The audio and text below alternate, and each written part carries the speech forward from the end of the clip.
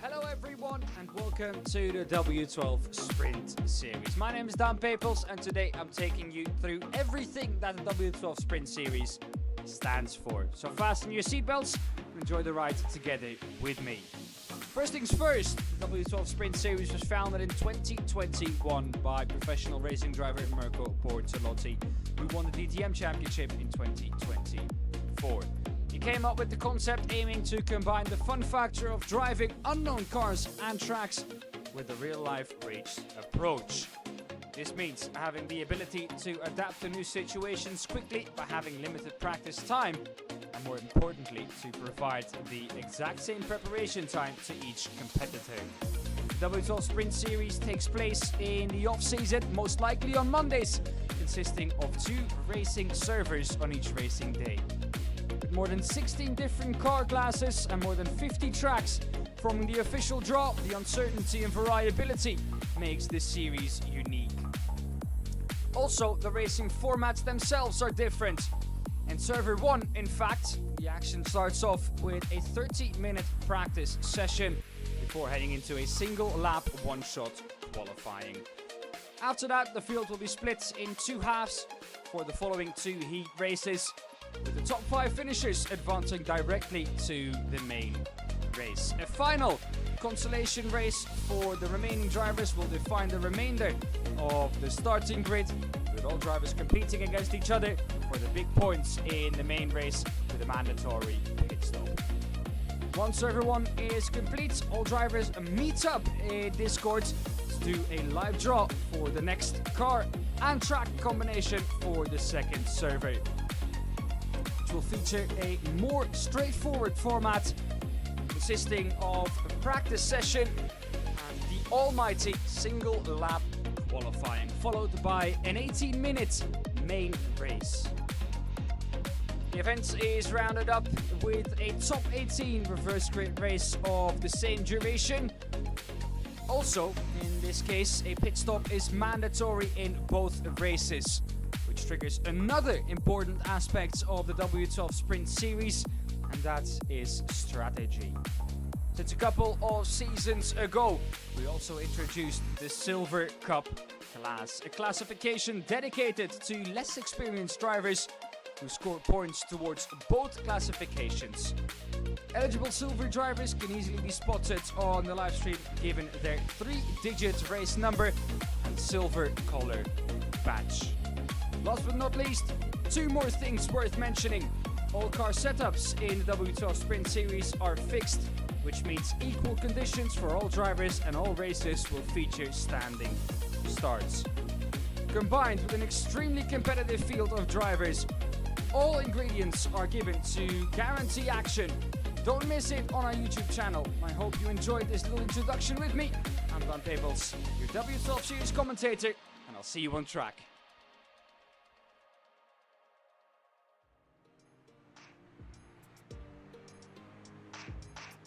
8 weeks ago, we started the championship all on level peggings. Now, 8 weeks later, we're ready for the last round of the W12 Sprint Series season number 8. We're going to decide the champion tonight, and your main prospect for that are Rafael Renova and Mirko Bortolotti. Good morning, good afternoon, and good evening from wherever you may be in the world. My name is Dan Papels, and I'll be guiding you through all the action tonight with Tim and Klaus on the production again.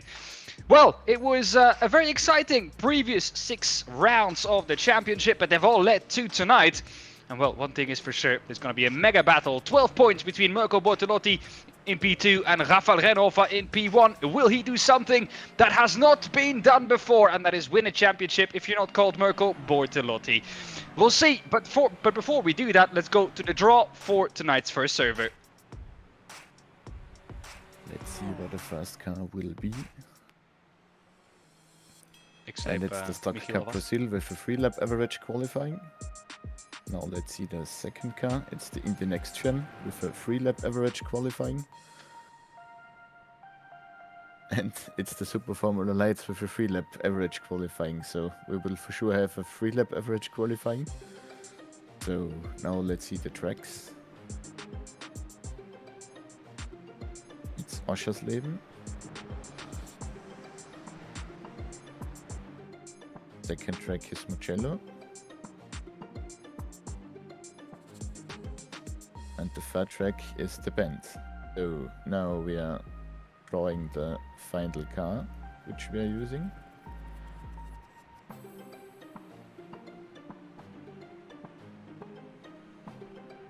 Which is the Super Formula Lights with a 3-lap average qualifying. And now let's see where we are going. And it's Mugello. So it's Super Formula Lights with a 3-lap average qualifying in Mugello. Well, there you go then, a 3-lap average qualifying in the Super Formula Lights at Mugello. What a track that is. But before we go and look at the track and the car combination, we have an interview with a very special guest tonight. And it's Michiel Haverns, our championship winner in the silver class, also being promoted up to the overalls now. Michiel, first of all, congratulations with your championship. You must be very proud of your achievement this season. Thank you. Yeah, it's honestly, I've not really been looking too much at the championship. I've just been having fun and just driving, and it's nice that it's there, but honestly it was not the I was not really looking at the points all that much. Well, you must be very proud of the fact actually that you've now been upgraded to the overall. It has quite a bit of a difference actually in terms of next season, but talking about the overalls, you're also in the top 10 there, so you have not been doing too badly at all. No, I didn't expect it to be in the top 10 in overall, and it's nice to be upgraded to the overall championship. We'll see today how it goes. I think this is already a fun combo, and yeah, I think it will be fun. Michiel, if you look back on the season that you've had so far, what has been your standout moment? What has been your favorite moment this season so far? Oh, have to think about that one, because it's been quite a... I had a lot of fun in... Oh, just spun into the yeah, wall. we see. It's been quite... It's fun to do the rallycross thing on the... Was it Donington, or... I don't remember. But yeah, it was Donington, fun to do that, because I've not used the rallycross car that much, and I was surprised of how much fun it was on a normal track. So that, not really much of a great result, but just surprised that that also was so much fun. I think results-wise, last week was quite fun in the radical. It was also a nice combo with like a small car on a big track, and seemed like the pace was good there, so that was quite fun. Especially the first, I think it was heat 1 or heat 2, my first time I drove, I think I finished on the podium. So that was also quite fun. What's next for you now? I guess it's an overall win? Yes, definitely want to get on the podium, and if possible also, of course, we all go for the win. So a win is the main goal, but I think it's a bit of a mix of luck and pace, which I still need to find, it looks like, if I look at my lap time. So we'll see. I think it will be a fun combo, and especially with the big slipstream on this car, it will be interesting to see how the car positioning will play out at the end of the race. All right, well, Michiel, Once again, congratulations on your silver class championship. We'll be looking forward to see you race in the overalls tonight. The best of luck, and we'll talk to you once again after the races. Thank you. See you. That was Michiel. Thank you, Michiel. That was Michiel Haverens, your silver champion of season number 8. Now, having talked to Michiel, I think it might be cool to start with the silver class as the championship overview first. Michiel, of course, has already won that, so the biggest battle there will be for P2. And that battle is between Bernhard Geberger and Mario Trumma. The gaps, or the gap in terms of points there, yeah, I was correct, is about 8 points, 78 points for Bernhard Geberger. Michiel Haverens will not take any further points in the Silver Championship tonight. He has already been upgraded to the overalls. Well, he has finished the season on a magical 126 points, and I think that is the most amount of points ever taken by a silver in this silver class. Bernhard Geberger, like I said, in P2 on 78 points. He's 8 points ahead of Mario Trumma, who is on 70.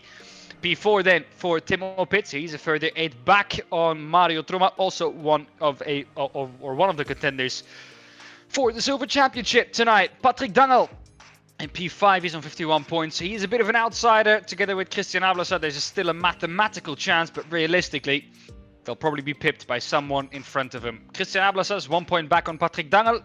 Then 4 points back on Christian Ablasa is Lucas Baza. 12 points back on him is Jan Lins in P8.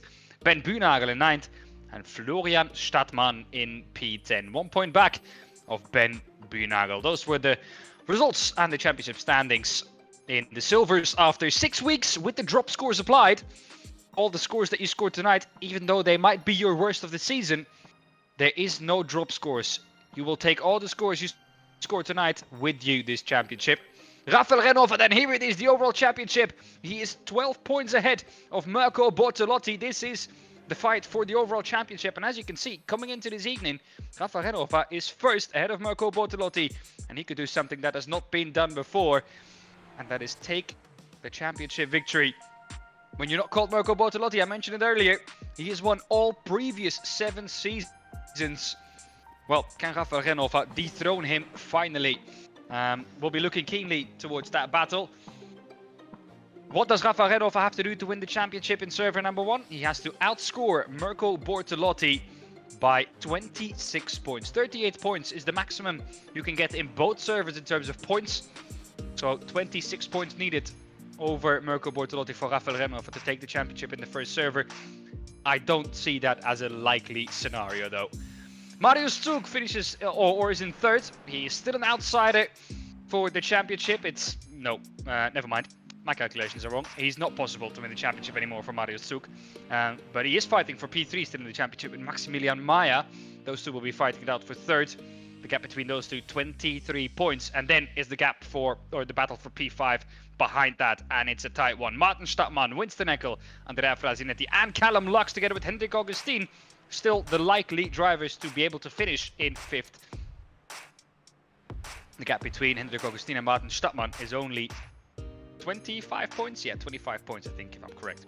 Anyways, that was it for in terms of the championship. Let's go to the track and the car combo. Autodromo del Mugello is the one that we've drawn. This is an absolute roller coaster, this track. 5.2 kilometers long. And at the moment, a track temperature of 23 degrees, laid at an altitude of 280 meters above sea level. And of course, in the beautiful country of Italy. And I'm not going to try and pronounce that city because I will butcher it. So we'll leave that to the Italians. But the car we will drive tonight is the Super Formula Lights, a car that I have not driven myself.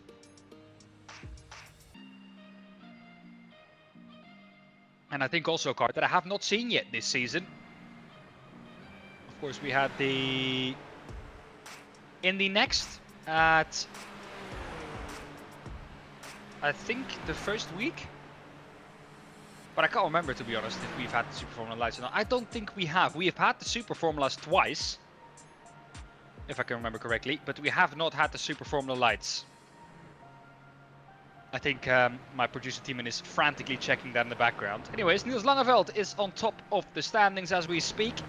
130 or 136 on 136.506. excuse me. Ivan Ferrari finds himself in second, and then closely behind that, Marius Zuk and Winston Eckel. Keep in mind, he could still lock down 5th place in the championship.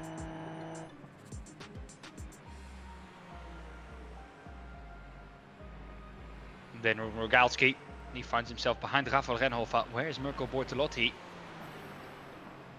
Can't seem to. Oh, there he is, P7.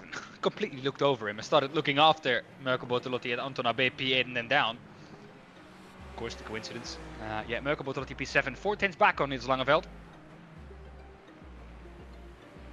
As Marius Zuk improves up to P2, and that is practice for you. Well, we're once again gonna have to try and guess really where they end up in terms of qualifying.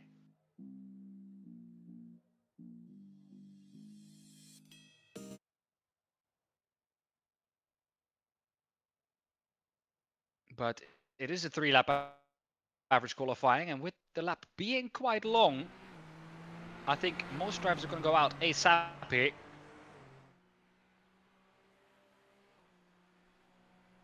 And indeed, that's true. Most drivers taking to the track immediately as the light goes green at the end of pit lane. And what about Winston Eckel? I do like the livery that Winston has got on that car. Maybe one of my favorite liveries this season, to be honest. Looks a bit like the BS Plus competition. The one that we usually see on Mario Zuk's car.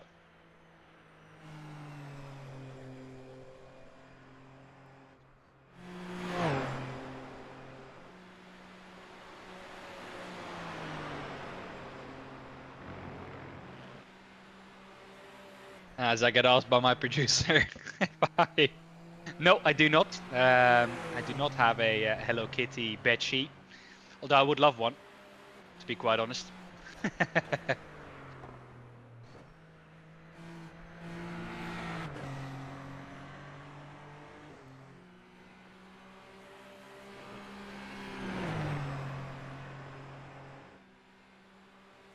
And I think it might be a good idea to take this first lap as a lap on board with Winston Eckel, just because this is a roller coaster of a track. So we'll let Winston Eckel take you round.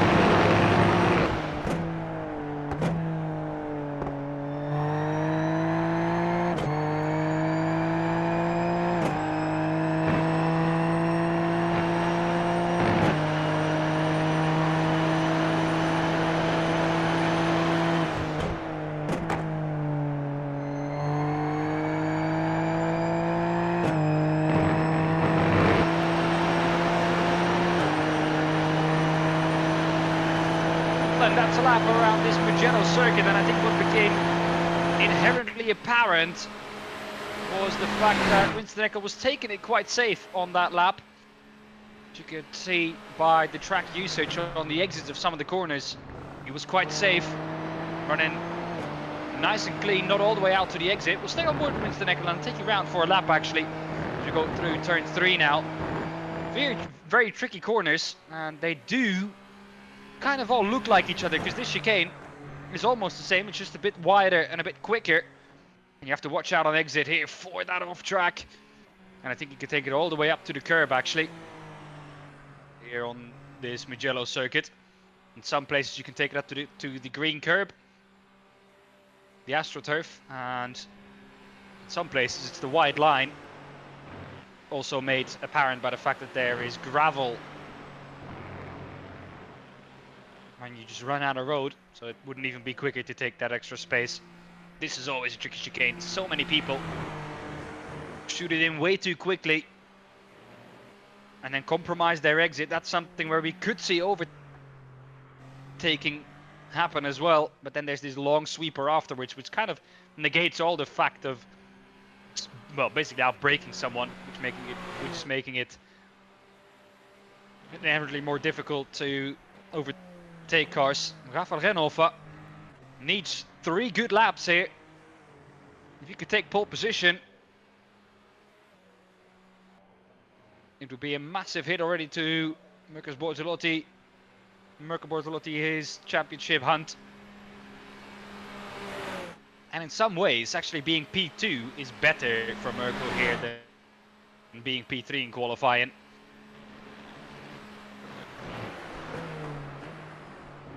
If he does finish behind Rafael Renhofer, who at the moment, in terms of his fastest lap, is about 4/10 slower than Mirko Bortolotti. I have a feeling he's going all out. Marius Zug is also going all out. Finds himself in P1 with the quickest lap time of 1:36, but lap average still flowing in. And thus positions still changing. Marius Zug is wringing the neck of this Super Formula Light, using all of the downforce available to him. Easy flat some of these corners, super quick as well in this car. The downforce kind of outweighs the power that it has, which in most cases is actually really nice.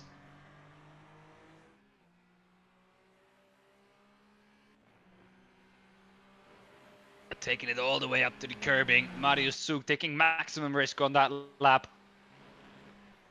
He wants pole, and that is clear by any means.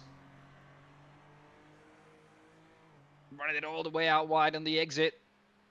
Good lap by Marius Zug from what we saw of it. The BS Plus driver goes across the line, and he does manage to go quicker. 1:36.5 is his quickest lap. I think Marius Zug's average is somewhere around 36.7.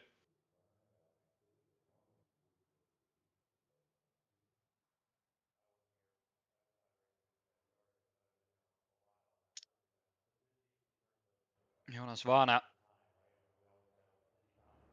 not out on track anymore. Hugo Hop is also completed. Maximilian Paul is the last one of the last people or drivers to actually cross the line. Henrik Steurer still on the lap.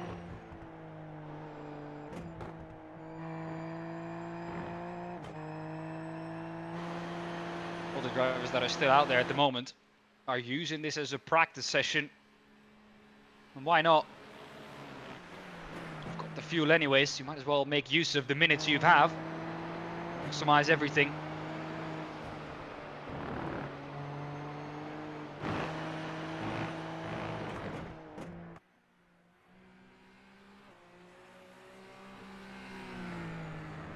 In terms of the silver class, who's taken pole position there? It's Timo Pitts who is taking the pole position in the silver class. So that's doing well for him in that battle for second there.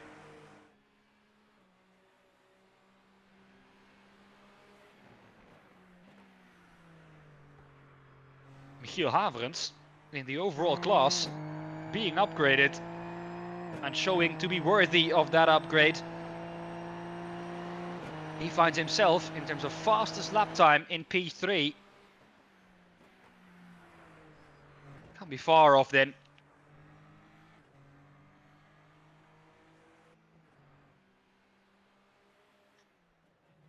Lucas Baza practices a pit entry, so extremely crucial in the race. Because the easiest place to gain or lose time is in the pit lane. and with the entry and exit of both of it.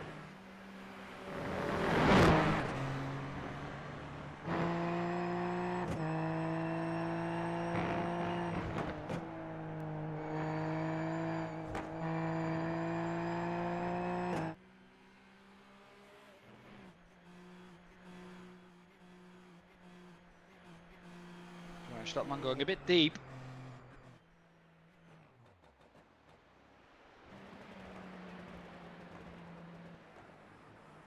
Ooh. And he's blown his engine. Well, that's one way to do it.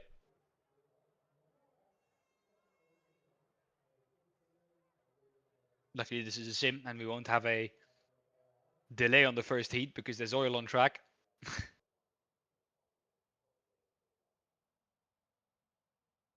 What a view. This is the entry of Mugello circuit.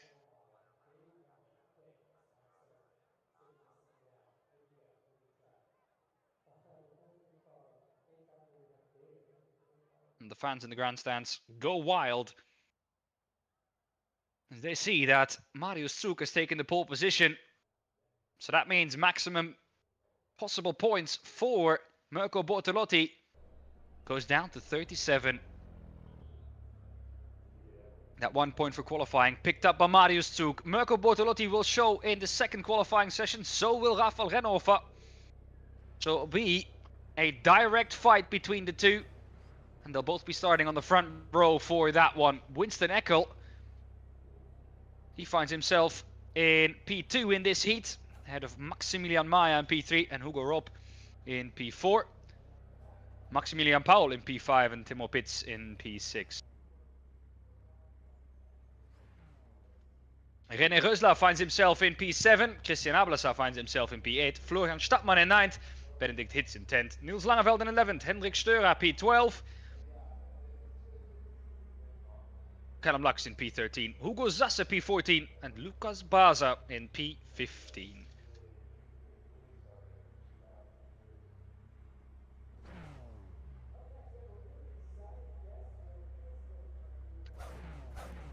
The pole position spot still empty. That's where Marius Zug will slot in. Hugo Rob also still not out there on track. He's the driver we're waiting for. Here he is then. Marius Zug. He will be starting from pole position on the inside. It's a long run down to turn 1 here. So a good start necessary. What can Winston Eckel do from the front row of the grid on the right hand side of screen? Together with Marius Zug on the left hand side of screen, your pole sitter. Lights out, we're underway. It's a good start from Marius Zug. Also a good start for Winston Eckel. He immediately draws alongside Marius Zug. It will be the outside for turn 1 though. If he can't clear Marius Zug before the braking zone, he's going to have to have it all to do around the outside. He decides to slot in behind Marius Zug, and that might be a very smart decision. Winston Eckel, though, already looking for a way past. Job done, though, for Marius Zug down at the turn 1, has kept the lead. And now it's a case of settling into the rhythm, warming up those tires.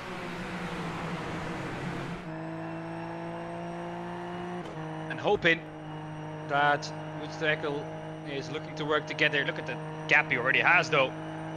It's a bit wide though for Marius Zug. So he can get some time on the exit of the downhill. Maximilian Maya in P3, the rookie. Also looking to go straight into the main race. Maximilian Paul in P7. He's someone that I'm looking for who could well make up some position still here till the end. His gap to a top 5 is 1.6 seconds. Callum Lux, oh! Well, basically had nowhere to go but the gravel. A car without a rear wing. Luckily stays out of his path. Here's the contact between the two. Oh, was lucky to escape from that. Niels Langeveld, the unlucky driver. Boom. Together with Benedict Hitz. And who was in that Audi livery?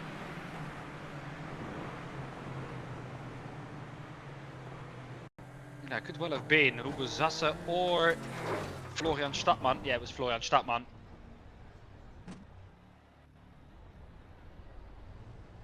Unlucky from Florian. Oh, there's a car without a rear wing in front of you. I don't know how Florian's car was looking at this point, but I think it would have been better for Florian to just go around it. Yeah, there's the contact. He does it all himself. He puts Benedict hits basically into him. Okay, well, Florian Stadtmann.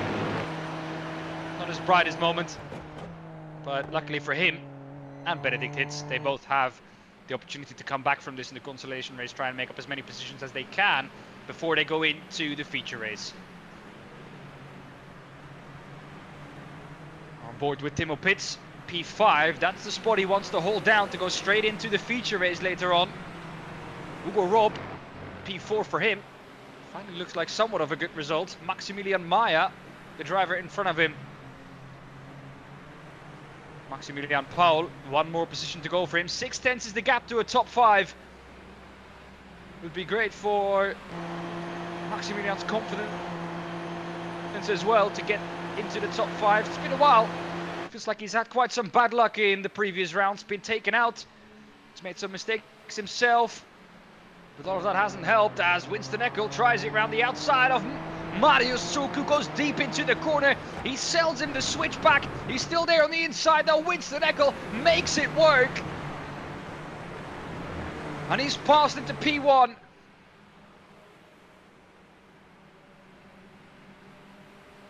Now the question is, can he get away from Marius Zug? He absolutely sold him the switchback there.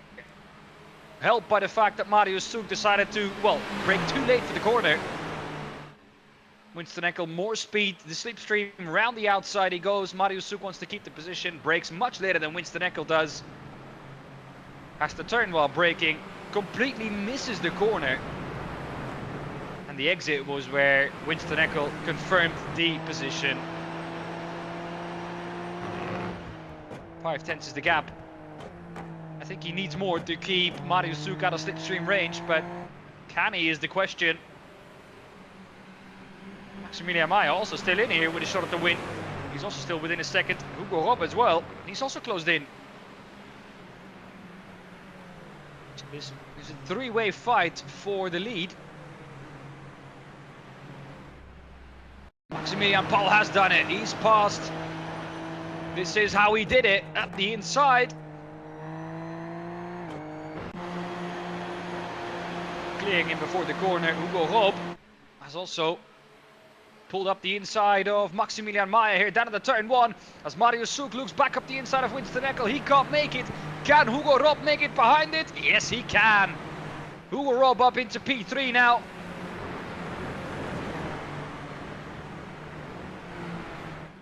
And Maximilian Maya demoted down to 4th. Where does it stop here for Hugo Rob? Can he get more?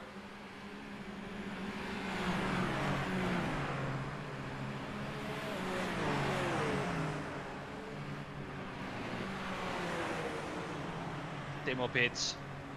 Oh man, from P5 down to P7 now. And Rösler has also passed him. And that is for, so far, silver pole position in the consolation race.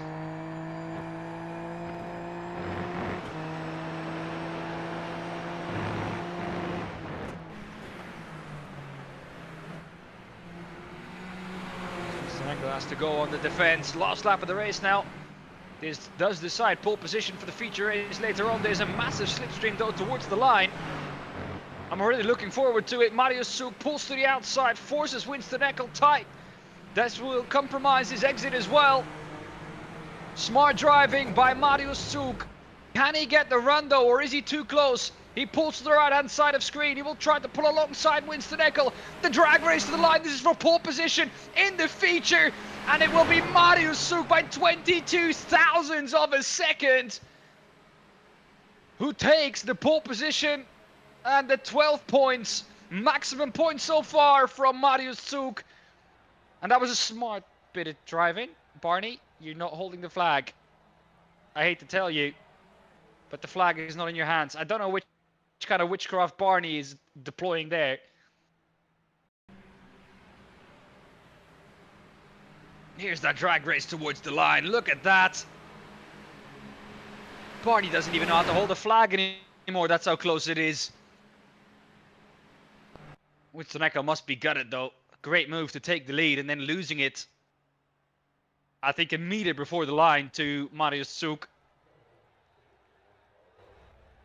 Smart driving from the German, but Winston can still be happy with a P3 here in the feature race. Right then, to the Battle of the Titans we go. This is heat number 2. Marius Zug, Winston Maximilian Maya, Maximilian Paul in P4, and René Reusler go through to the feature race. What happened to Hugo Ropp? He finished P10, was up there at the finish. Here's the grid then for heat number 2. Mirko Bortolotti starts on pole together with his championship rival. Alongside him on the front row, Rafael Renhofer. That's the battle we'll be looking at. Michiel Haverens, the new overall driver, the silver champion of this season. He finds himself in P3 in this race. Leon Blum 4th, Maarten Stadtman 5th, Jens Fiedler 6th, Patrick Dangel 7th, Christoph Hartels in P8, Jonas Warner 9th, Robert Hega rounds off the top 10. Bernard Geberger in 11th, Anton Abe in P12, and we don't have time for the grid behind that. We look to the 5 red lines. The Battle of the Titans begins at the front of the grid. Mirko Bortolotti left-hand side of the screen. Rafael Renhofer right-hand side of the screen. It's a good start, good enough from Rafael Renhofer, good enough to force Mirko Bortolotti defensive. Down at the turn 1 we go. Rafael Renhofer has it all to do in the brakes round the outside. Mirko Bortolotti is still up the inside. He'll take P1. At a turn 1, textbook move by Mirko Bortolotti. Basically the same as we saw from Marius Zug. But what we saw in the first heat race as well, it's not over there. Overtaking is possible in the background. There's a huge crash, cars all over each other. Hatos and Robert Hega involved in it.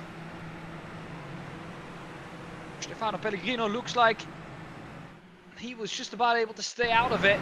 But Mirko Bortolotti 6/10 of a gap already. Here is that incident. Once again, cars up and over on each other. But that was it. Everyone managing to avoid it.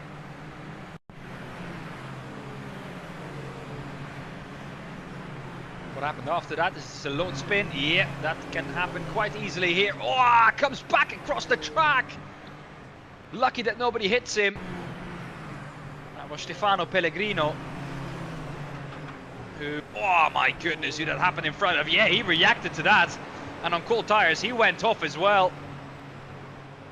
Who was it actually? Was it Anton Abe that shot across the track like that? Oh my goodness. What a save as well by Stefano Pellegrino. Then Jonas Warner decides to become a lawnmower on the exit of the right-hander. Does manage to gather it up and then he parks it.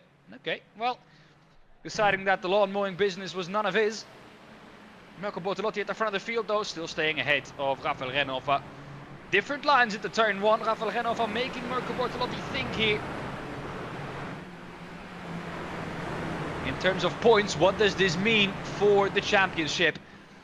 Well, heat number 2 gives 11 points to P1 and 9 points to P2. That would mean the gap will come down to 10 points in the championship between Mirko Bortolotti and Rafael Renhofer as it stands.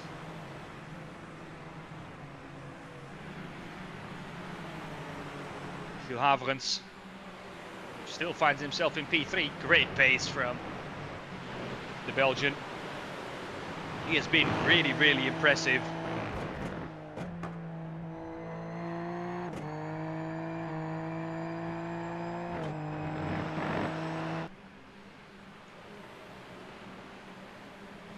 Rafael Renhofer, as long as he stays tucked into that slipstream from Mirko Bortolotti, it doesn't really allow him to go anywhere. That's not a great corner though from Rafael Renhofer. Gathers it back up on the exit though.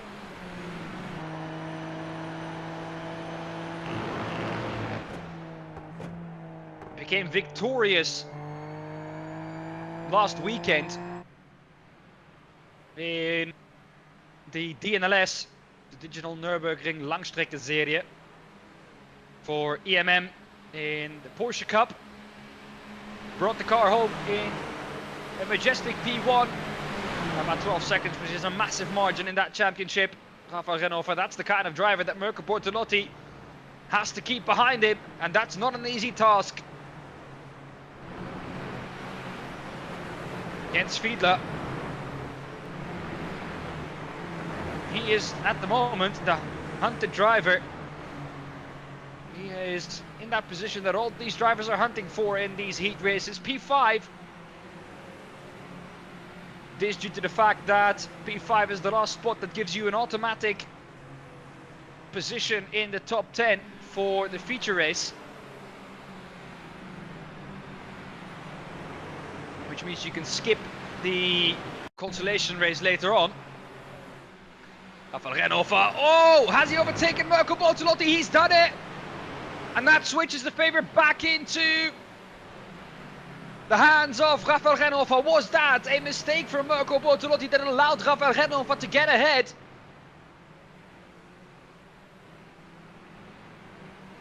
One thing's for sure, Mirko Bortolotti is staying nice and tucked in. And if he does until the start-finish straight, he will surely, being 2/10s back here, overtake Renofa going onto the last lap. Already the first jab in the heat race here. 2 points could be massive in the grand scheme of things. It could be 14 or 10 points here after this race as they go side by side down a turn one. They're almost wheel bagging. Mirko Bortolotti is trying to force Rafael Renofa tight. Now he opens up the corner, has to send it round the outside though, has to send it in deep. If he keeps the outside, he'll give him the inside for the left-hander coming up. He does. Next one is a right-hander again. Mirko Bortolotti tried to send it round the outside of Rafael Renofa, but he can't. Rafael Renofa pulls clear again, leaves the inside open. Mirko Bortolotti, can he find a way through? He just about can't. But this is going to be a mega battle down towards the line. Rafael Renofa. Can he get Leon Bloem involved in this battle too, together with Michiel Haverens? Mirko Bortolotti has seen what Marius Zug did to Winston Eckel on the last lap in heat number 1. The outside once again for Mirko Bortolotti, the inside for the second part. But once again, Rafael Renofa pulls clear on the exit. This is what we've seen in the previous corners as well. Leon Bloem is now looking to overtake Mirko Bortolotti as well. This might well become a 3-horse race down towards the line. This one's flat out. One more braking zone to go. Mirko Bortolotti pulls to the outside. Leon Bloem on the inside of Mirko Bortolotti. He doesn't give a Scooby-Doo about the championship he's fighting for. Here comes Mirko Bortolotti, the exits for him. Can he do what Marius Zug did to Winston Eckel in heat number 1? They're going to go with the drag race to the line. It's going to be Mirko Bortolotti who takes the win in heat number 2 and decreases the points in the championship to just 10.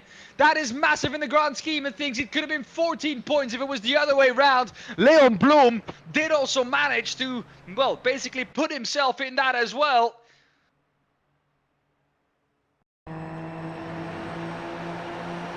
Mirko Bortolotti.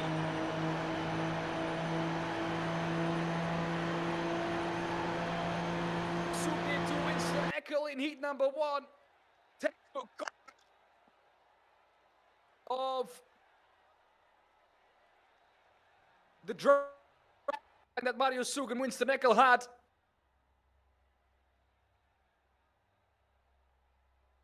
Well then, consolation race. Let's see.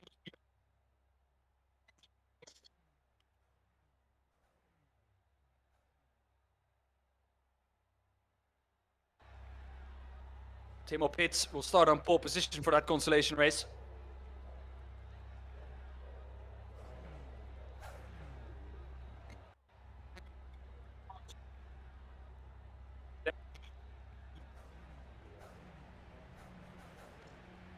Look. Set.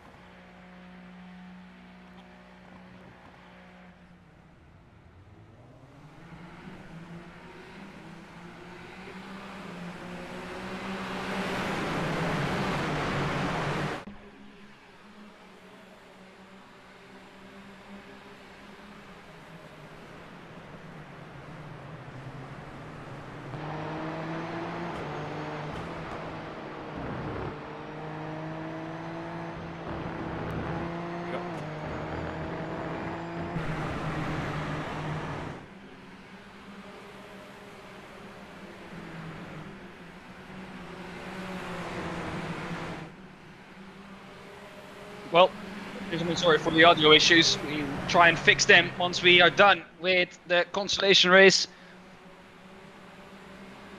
Störer finds himself in P2 behind Timo Pits in first. Callum Lux is the driver in P3. This is all about positioning yourself well for the feature race later on. 5 points given for the winner in this race.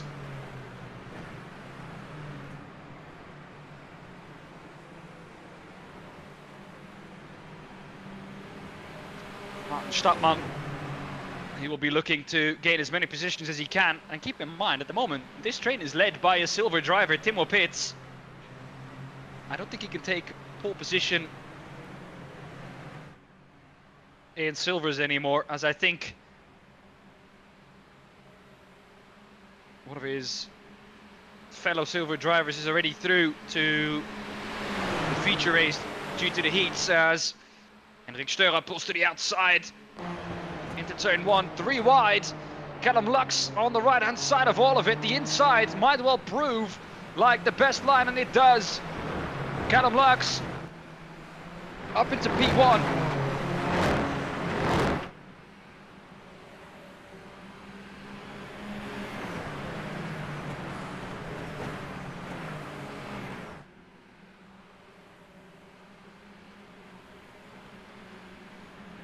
Now, can he drive away? Can he open up the gap? No, he can't. Oh my goodness, that's a coincidence and a half. Now, that was too early for a commentator curse. Happened too early after I said it. I'm not taking the blame for that one, Callum. That's all on you. Callum Lux, though, from P1 down to P9, leaves himself with a lot of work to do now.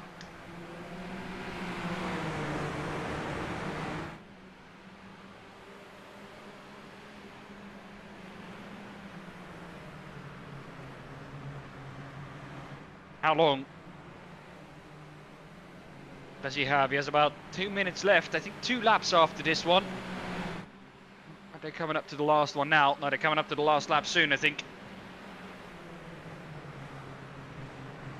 We've been averaging lap times around the 142 minute mark. 145 minute mark between there.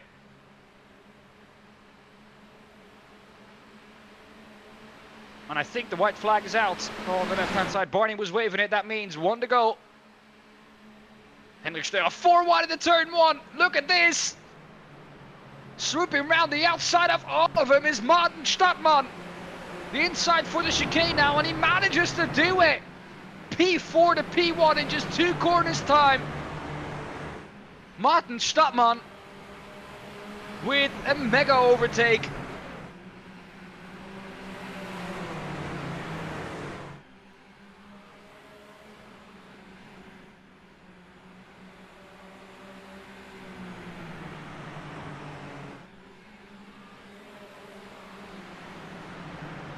Battle for second place continues. Still 4 drivers involved in it. Henrik Störer now second. Hugo Rob round the outside of Timo Pits. Timo Pits, who was leading not too long ago, is now down to P5. How did this all happen?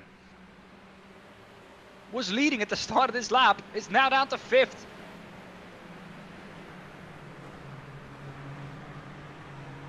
Jens Fiedler. Can he also overtake Timo Pits? Oh boy, what a fall off that will be in just 1 lap time.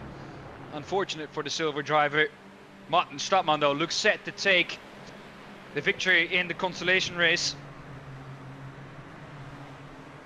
which would set him up perfectly for the feature race later on, as much as he could do in this race to salvage what was lost. And he does. Martin Stadtmann finishes in first, out of Henrik Störer in second. Hugo Rob, that is your podium in the consolation race. 5 points given to Martin Stadtmann. He will take those happily.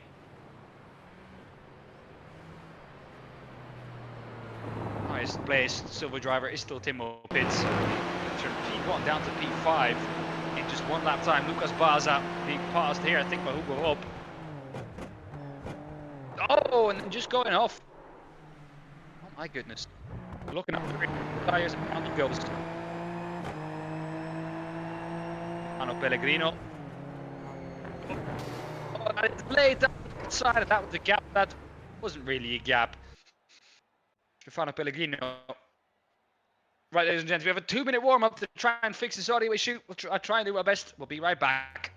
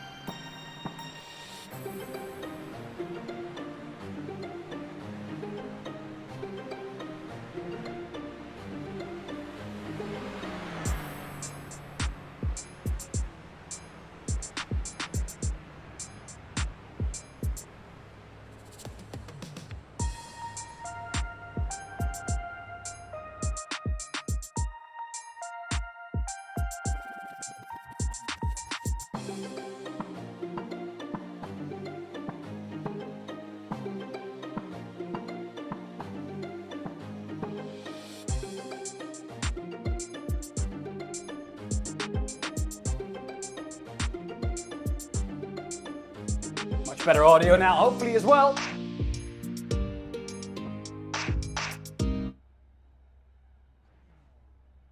My apologies. Well then, let's look at the grid for this race. Because it's a big one, let me tell you that. Mirko Bortolotti finds himself on the front row of it, with his championship rival directly behind him. Winston Eckel finds himself in P3, Marius Zug in P1. And basically the same happened for the front row drivers, so they know exactly how it is to slipstream past someone towards the line. It doesn't quite seem enough, really, to overtake before turn 1. All the drivers find themselves on the grid. Almost all the drivers. Florian Stadtmann, driver at the end of the grid, is who we are waiting for. Here we go, though. Eyes are all of the 5 red lights. This could be a massive jump in the championship towards server number 2. It will decide the fate of Mirko Bortolotti and Rafael Renova's fight for the overall championship, and also second place in the silvers. We're underway, we're racing. It's not a great start from Mirko Bortolotti, who drops down to 3rd place. Winston Eckel is already going for the lead from P3 on the grid. Winston Eckel on the inside of Marius Zug. The reversed rolls from the Heat 1. And Winston Eckel pulls clear ahead of Marius Zug. It's also Mirko Bortolotti who tries to go around the outside of Marius Zug. Doesn't quite succeed in that. Rafael Renova is now the bumper of the Italian. Leon Blumen and Maximilian Maya. That's the battle for 5th place. Michiel Haverns drops down to 7th. Does then retake that place from Maximilian Paul. They have a back and forth battle. But Winston Eckel, crucially, up into P1 and says, you know what, actually, starting P3 wasn't all that bad.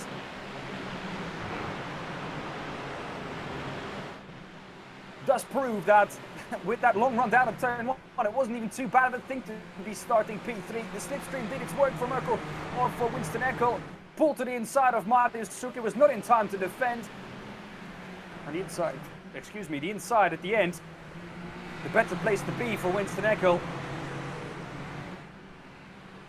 Marco Bortolotti behind that will be looking in his mirrors, because that is the battle for the championship as it stands, as they are at the moment. Marco Bortolotti would get 20 points and Rafael Renhofer would get 17. That means the gap is down to 7 points going into server number 2. But as we all know, with all the strategy that's still to play out in this race, with the pit stops, it won't stay like that. Winston Eckel will shoot around the outside of Mario Suk. No, he won't. Mario Suk back up the inside, and this is something that I think we'll probably see throughout the remainder of this race. Drivers slipstreaming past each other, hopefully not losing too much time, being smart. I think Winston Eckel did that quite smart there. Let Mario Suk go, knew that he couldn't defend. Move was basically done before they even got to the braking zone. That way they're not losing any time to Marco Bortolotti and Rafael Renhofer behind. So Eckel a bit deep there, but so was Mario Suk. So let's get for 2 drivers behind that. Rafael Renhofer is all over the back of Marco Bortolotti though. Marco does not seem to have the pace that the 2 in front of him are having. Nor does he seem to have the pace that Rafael Renhofer is having behind him. Is Marco Bortolotti potentially deploying a strategy already?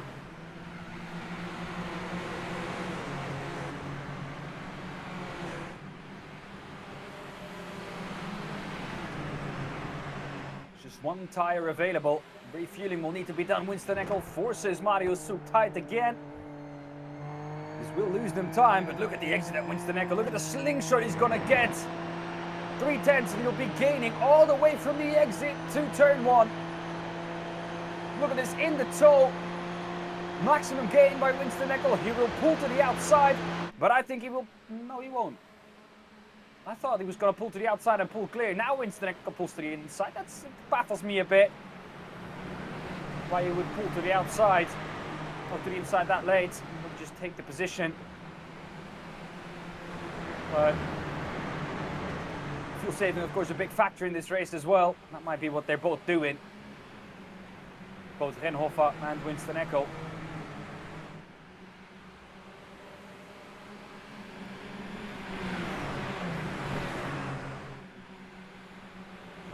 Suk will have a herd of drivers behind him still. P1 to P6 is just 1.2 seconds. So drivers in this fight, but he wins the Eckel to the inside. Goes through on Mario Suk. He's smart with that. Mario Suk, oh, does he have a slowdown of some sort? He's dropping back to between Marco Bortolotti and Rafael Renhofer. What has happened there? Well, Marco Bortolotti is up at the second, and as it stands, he would gain 5 points instead of 3.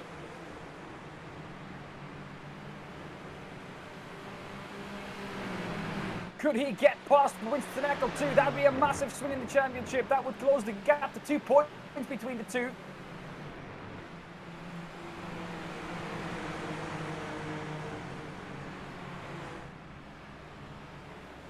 Winston Eckel with all the pressure behind him. Winston Eckel is smart enough of a driver to also know what the stakes are like for Marco Bortolotti and Rafael Renhofer here. He'll be fighting with that in mind. Up the inside goes Mario Suk. For any conspiracy theorists who thought he was going to try to block Rafael Renhofer, that's clearly not the case. Neither would that be of any advantage for Mario Suk either.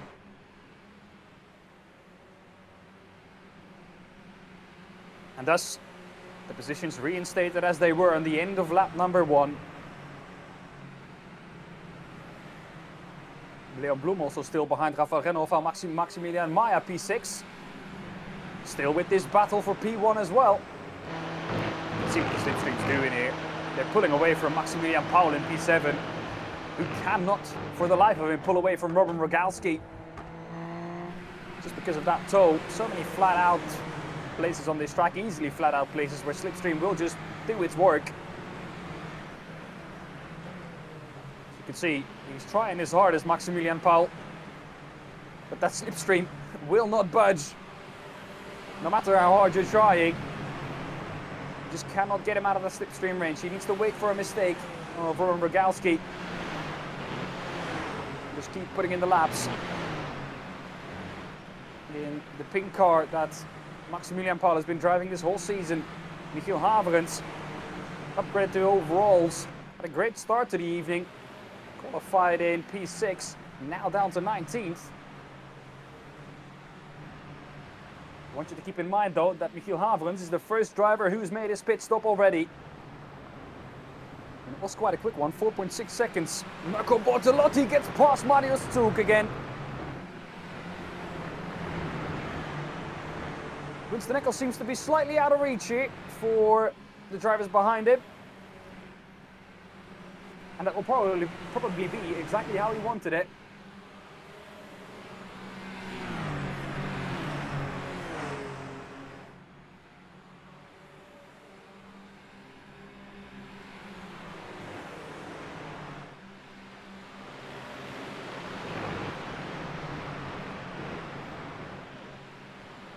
Hugo Rob drops all the way down. He's off the track. Out of the top 10 he drops.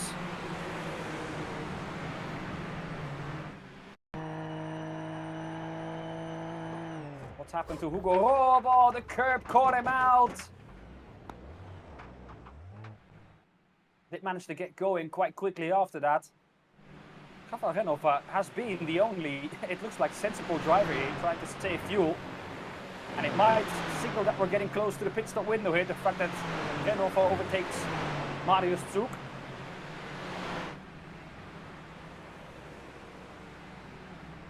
Yes, it is. Into the pits. Oh! Winston Eckel slowed down quite early there.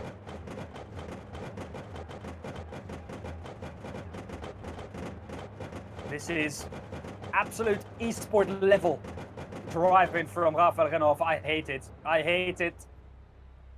And I think there should be a rule against it, but shifting back from first to second.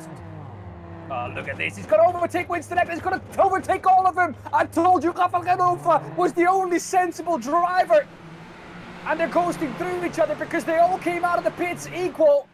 No one wanting to yield. Neither Winston Eckel nor Mirko Bortolotti. He knows how important this is. Pulls to the outside. Slams it all the way around the outside of Winston Eckel. Will give him the inside for the next part, but Rafael Renhofer could take back the 3 points and take a 1-point gain out of this server. Mirko Bortolotti knows how important this is, and thus he makes the move. But the only sensible driver there was Rafael Renhofer. I told you, he was the only one staying behind, saving the fuel. The others were fighting in front of him. And it just cost them too much fuel. Now, I do have to say, it was a perfect pit stall entry and exit for Rafael Renhofer as well. So it wasn't like the fuel management was the only thing that gained in time there. Pit entry for Mirko Bortolotti and Winston Eckel was compromised because of Winston Eckel braking a slight bit earlier than maybe Mirko Bortolotti expected him to brake. I do want to remember both of you, or both of you, all of you, that the both of them had a battle into pit lane just 2 weeks ago. And when Mirko Bortolotti outbroke Winston Eckel that time, he got a black flag for speeding into the pit lane. Luckily that's not the case this time, because that would have ruined this championship fight between Renhofer and Bortolotti. Look at this. This is the gap. Mirko Bortolotti closing all of it up into pit lane.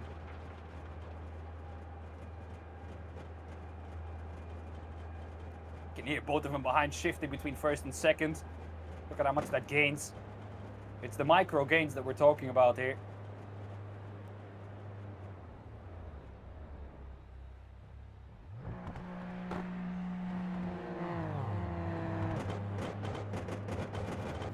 Oh my god. Winston Eckel, the only driver who's not shifting from first to second in pit lane. And I think that cost him.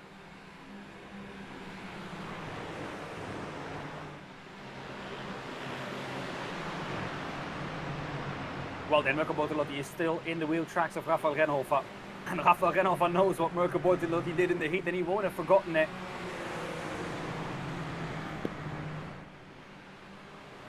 Even though Mirko Bortolotti says he doesn't care, he does care. He wants to win this championship just like Rafael Renova does. They are both racers, and they are both competitive to the bone.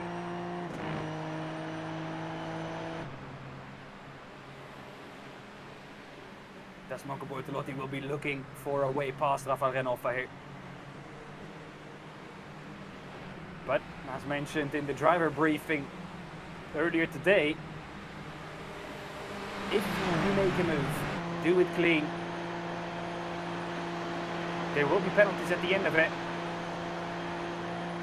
So far from what we've seen, both drivers have steered clear of any potential penalties in this race and in this server in general.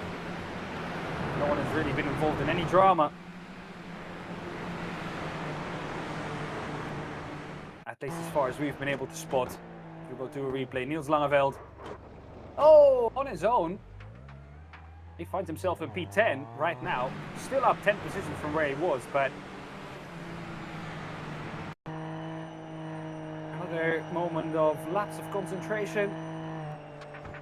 Timo pits, the rear end just goes. Oh, can he keep it out of the barrier? Gravel does keep him out of it. Anton Abe, another one to fall to that quick chicane, and as soon as you overheat those tires, they're gone on you. Does also manage to keep it out of the barrier. I would like to see the rear view camera of that. But I don't think that was far off the barriers at all.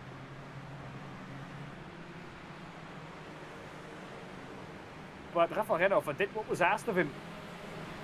Was smart with the strategy. Something that in previous seasons we saw Mirko Bortolotti do a lot.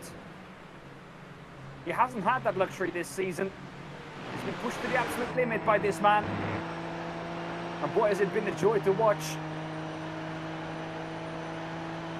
We've got 5 more minutes left in this race, and then a whole nother server to put this championship on its head.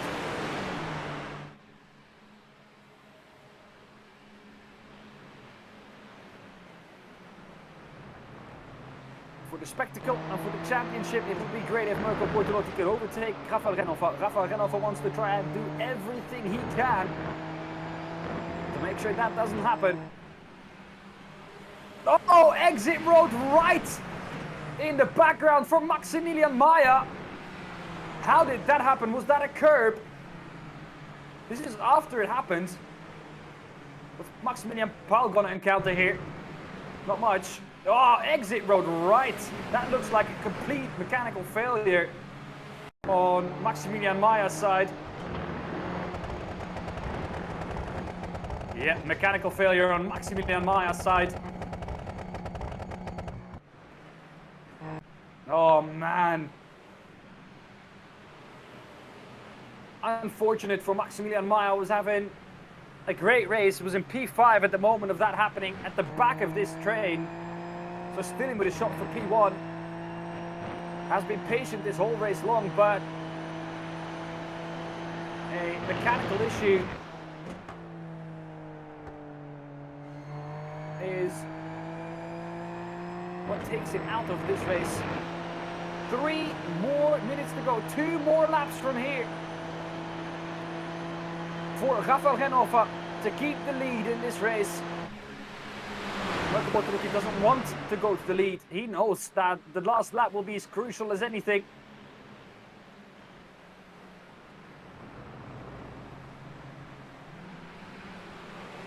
Maybe, oh maybe, he underfueled a little and still has to save a tiny bit of fuel. It doesn't look like that is the case, judging by the pace of the drivers behind. They're driving away from him. In Rusla, silver driver, the 777, going around on his own. Oh, and then going around again, I think.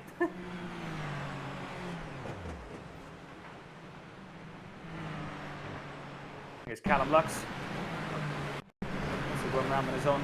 Seems to be a lot of drivers that are caught out by that quick wide left downhill chicane in sector number 2.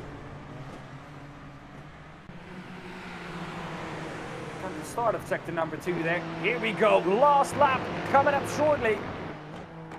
Mirko Bortolotti is in prime position to take advantage from the slipstream here. he will also know that being second on the last lap isn't too bad of a thing either.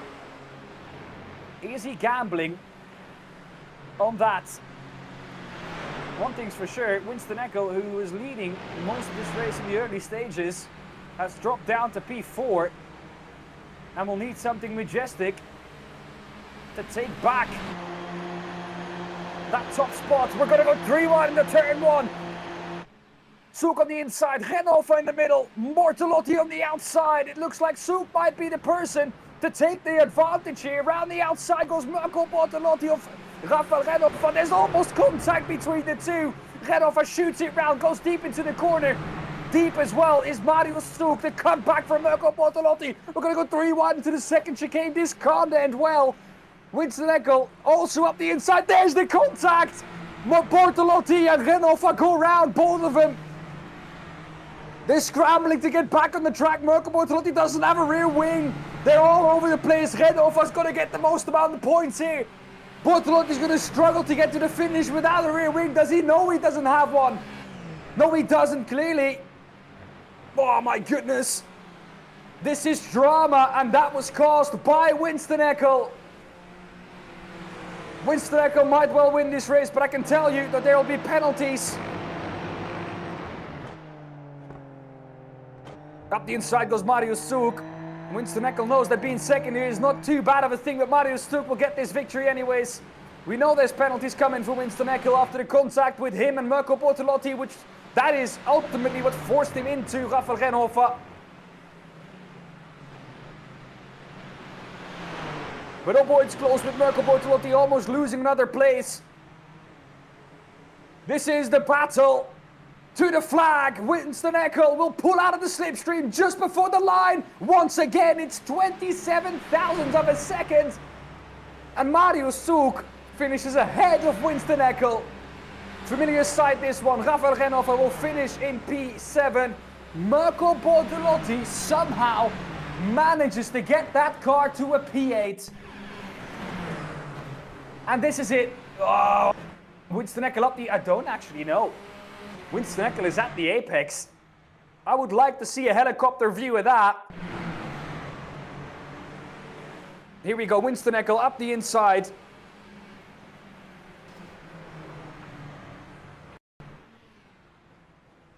Tough one to call, and then the scramble to get back on track.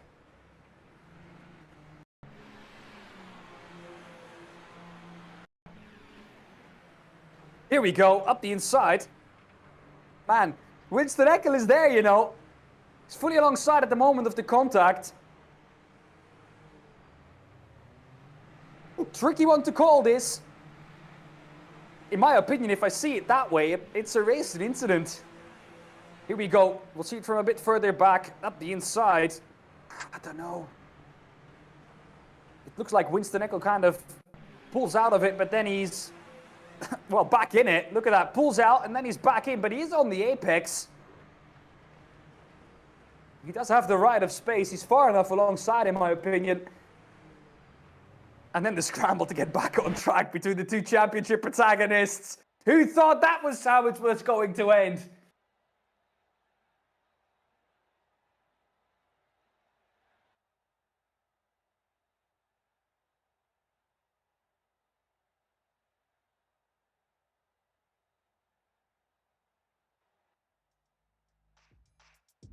Well then, here are the results after that race. Mario Souk wins ahead of Winston Eckel in second, and Maximilian Paul rounds off the podium. A podium for Maxi Paul. Who would have thought that 2 laps before the end? Not me, for sure. And not Maxi himself either, I think. Leon Bloom in P4. He looked set to take advantage of the two championship protagonists battling, but he was involved in it himself at the end. Then Michiel Haverens in 5th, great result. Him being moved up to overalls, pitting early, and well, a P5 is what it gave him. Niels Langeveld in 6th, then Rafael Renhofer in 7th, then together with Mirko Bortolotti in 8th. Championship point-wise, it's 1 point advantage. So, the gap is down to, well, 11 points. It's a 1 point game gain over this server for Mirko Bortolotti, and thus it basically stays equal going into server number 2. Martin Stadtmann finishes 9th ahead of Hugo Ropp in P10, Hugo Zasse in 11th, Stefano Pellegrino wins the silvers ahead of Patrick Dangel in P13. He finishes 2nd in the silvers. Then Hendrik Störer 14th. 3rd in the silvers is Christian Ablasse, who also finishes 15th overall. Christoph Hatos finishes in 16th ahead of Jens Fiedler in 17th. Bernhard G. Berger in 18th. Timo Pitz in 19th. Ivan Ferrari rounds off your top 20. He's also the first driver a lap down. Then drivers a lap or more down behind him. Anton Abe, Lucas Baza, Maximilian Mayer, Robin Rogalski, René Rösler, Jonas Warner, Callum Lux, Benedikt Hitz, Robert Heger and Florian Stadtmann. Well then, a dramatic way to end server number 2.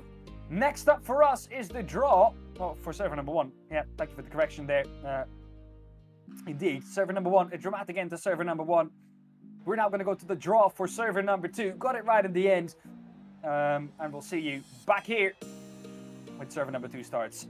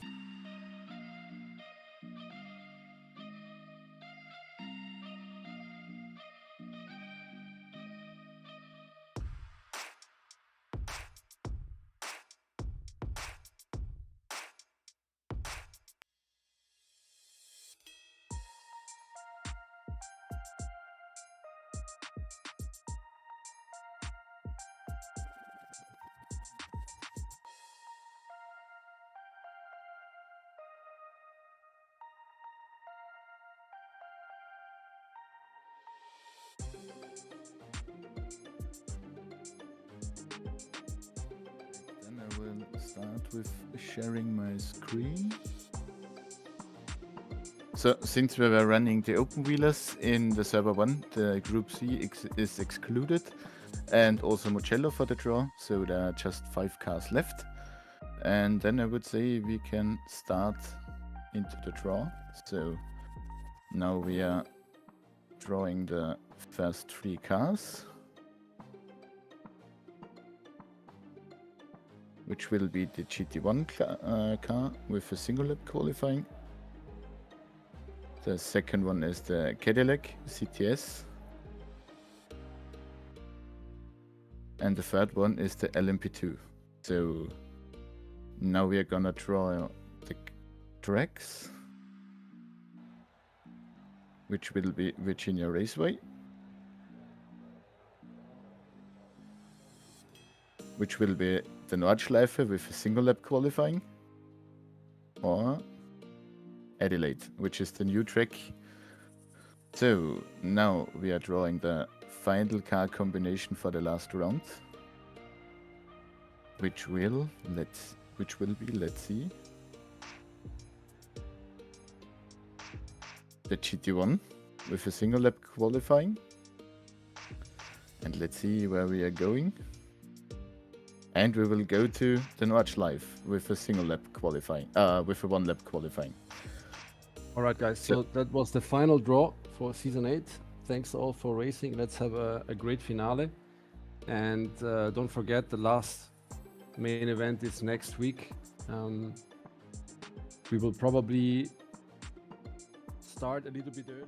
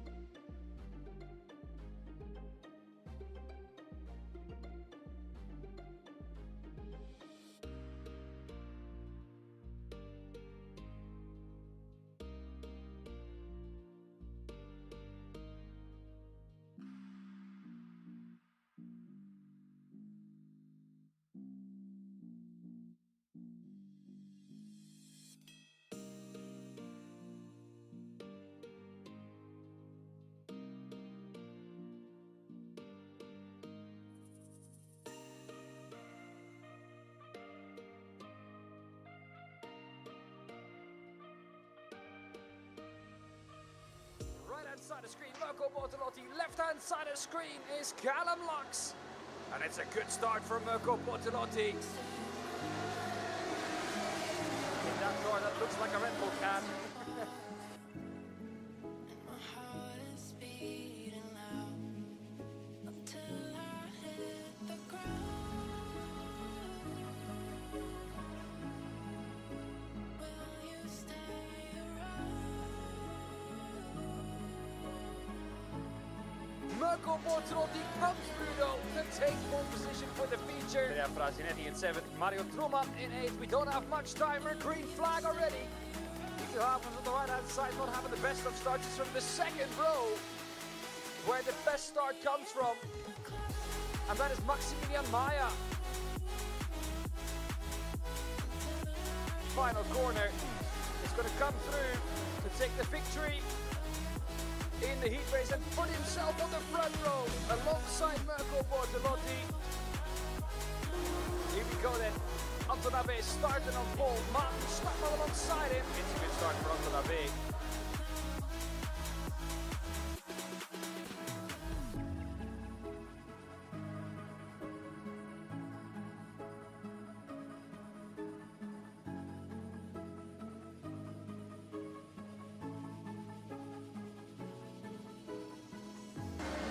We go, yes, Martin Stackman makes it through. Leon Blum finishes in second ahead of Anton Abe in the result to retain his championship that he's held for the previous 7 seasons. It's a great start from Mirko Bortolotti. It's also a good one for Rafael Renova. Will Mirko Bortolotti leave the inside open? Yes, he will. He's got confidence that Rafael Renova won't even be close enough to go for it. Rafael Renova back up the inside now for the left-hander of 7. And now manages to pull ahead of Mirko Bortolotti. That's a great switchback though. Rafael Renova gets done by the switchback of Mirko Bortolotti. Now it's to defend the inside. Great racecraft by Mirko Bortolotti, showing why he's the champion. And here comes Maximilian Maya now to take advantage of a slowdown Rafael Renova. It could have huge implications for the championship. Maya looking to go for the move for the lead as well. But Rafael Renova gets back round the outside. And now they all pull into pit lane. Just to get track position for that crucial pit stop.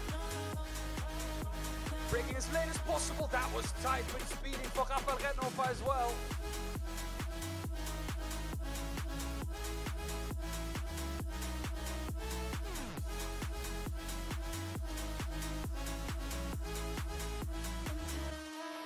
The slipstream will work for Rafael Renova, but the line will come up too quick, I fear.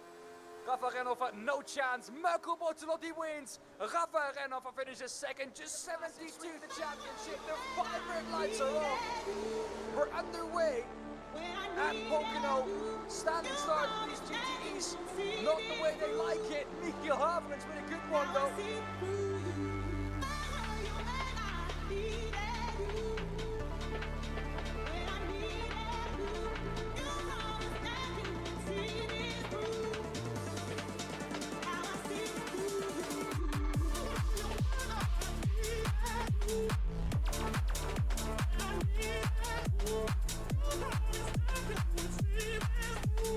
Contact! One car wanted to go into the pit lane. That's all in front of Mirko Bortolotti. He'll pick up these positions for free. And Nico Havens does take that opportunity with the BMW pulling clear in the straight. And with how much air that bolt has to, has to push aside, there's contact between the two. Mirko Bortolotti will look to pull to the inside of Niels Langeveld, and he does so. Mirko Bortolotti reading the situation perfectly. And Niels Langeveld up the inside of both of them. Across the line though comes Rafael Renova to win the race. Race gets out the way. Bernhard Berger from the front row, the grid together with Maximilian Maya. They're overtaken almost immediately. Stefano Pellegrino up the inside. He goes in the Ferrari.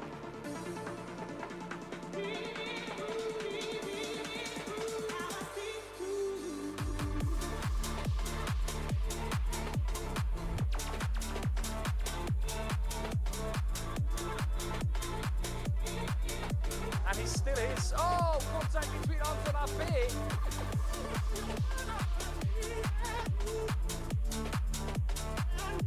Rafa Renova will start to gain. That slipstream will start to work. They'll turn onto the start-finish straight. 2/10 is the gap. Both team Porsches. Straight line speed performance will be the same. Rafa Renova will pull out of the slipstream. But Maximilian Maya is a winner in the W12 Sprint Series.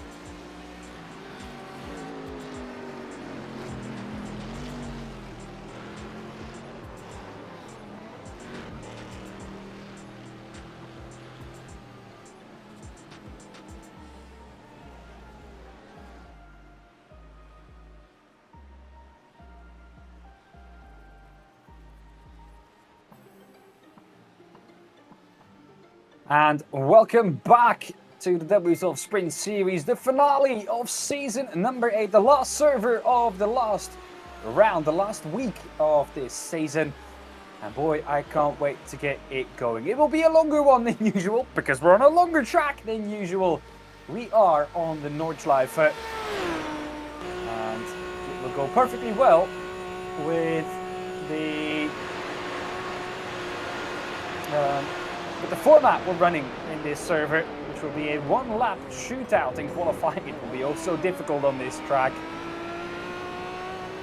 And of course, after that, we will have the main race and then the reverse grid race. I think 25 minutes and 30 minutes respectively, those races. What am I saying? The main race is 18 minutes. And the feature race is also 18 minutes. There you go. That's what is in my rule book. But what a track to be at. And what a track to decide the championship at. Now, in the green room, I already talked to my producer, Tim and Klaus, about this, but the man we're currently on board with, I think it's showing. He knows his way around this track like the back of his hand. This part, not so much. The parts we're going on to in a bit after the Schumacher essay, he knows his way around like the back of his hand. Like I mentioned in the previous server, he is a DNLS race winner with the EMM racing team, with the EMM squad, and he did that just a week ago in the digital Nürburgring Langstrecke-Serie.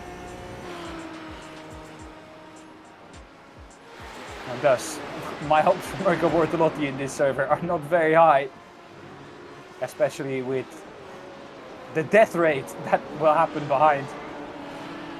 I think quite a few drivers are missing.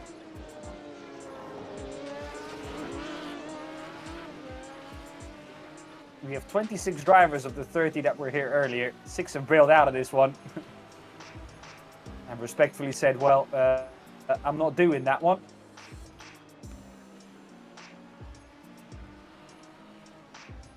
Rafa, the only thing he needs to do here is stay ahead or stay behind Mirko Bortolotti If he gets P2 in the reverse grid race, he only loses 1 point to Mirko Bortolotti. If he gets P2 in the main race, he loses 3. That's 4 points lost. He can lose 11. If he doesn't get pole position, and Mirko gets pole position, he loses 5 points in this server.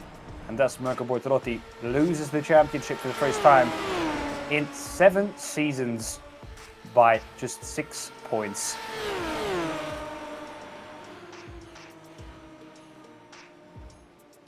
Here we go. This is the track then 25.2 kilometers long. The track temperature actually is quite nice, 21 degrees. And there is a chance of rain, but boy would that be chaos if it does rain here. And I'm not waiting for that. Let's hope it stays dry. Stays dry later at an altitude of 602 meters above sea level.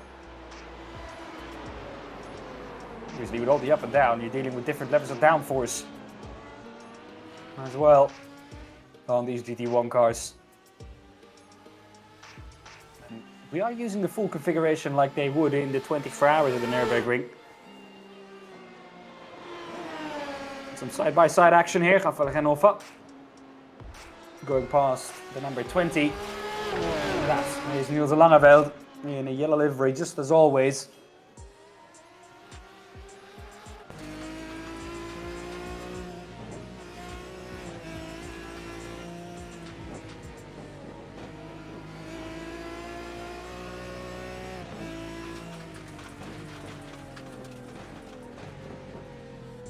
Is it really? Now, being told that Niels Langeveld is in the Corvette, which on my screen is not true. He's in the Aston Martin. Now, I do let you off on that one because it is yellow. And Corvettes these days and back in the day were yellow when they went racing. So I do let you off the hook on that one. But, oh, there you go. Well, the first view we see of a Corvette is a Corvette in the wall. Christoph Hatos. Winston Eckel, he's in a Corvette as well. He did actually ask me before, Aston or Corvette, and I said Corvette. If he now does win the race, I take credit, full credit for that. But the sound difference between the Aston and the Corvette is quite different.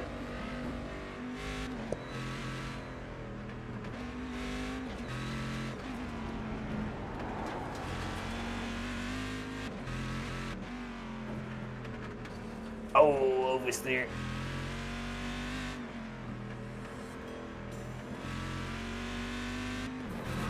Now these cars are faster than the GT3s. I think these days that's not the case anymore. The GT1s are definitely slower. I think they're quicker through the corners but they're slower on the straights because of the amount of downforce and the same amount of power they run.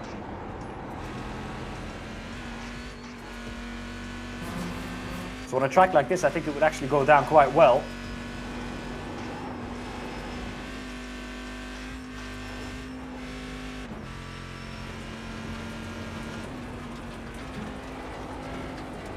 Great to be on board with Lucas Baza on this lap.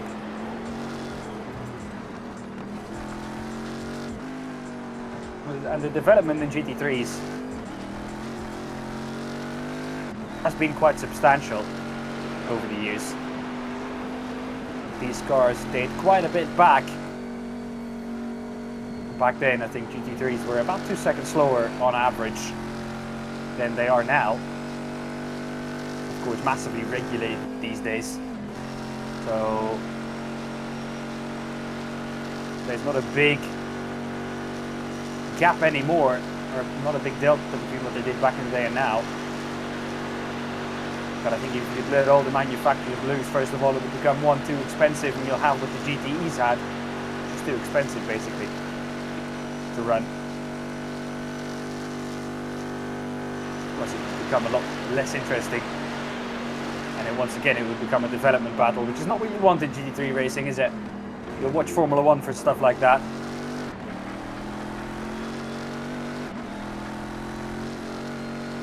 Lucas Baza. Great camera view this as well.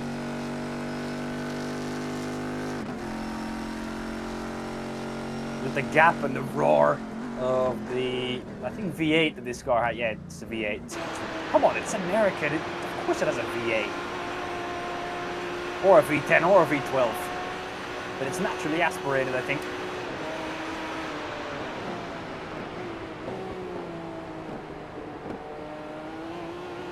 The lap times have come down by the other drivers. Meantime, these have stayed the same.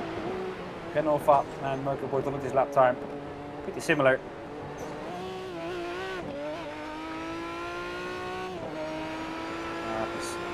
He goes through the Caracciola carousel, up the hill,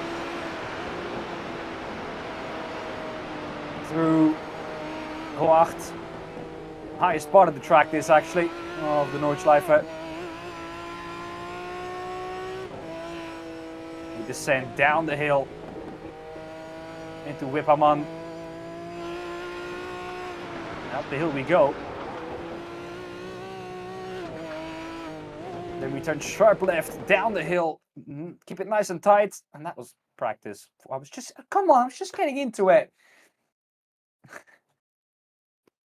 Been rudely interrupted by the end of practice. That does mean, though, we're into our 1 lap qualifying.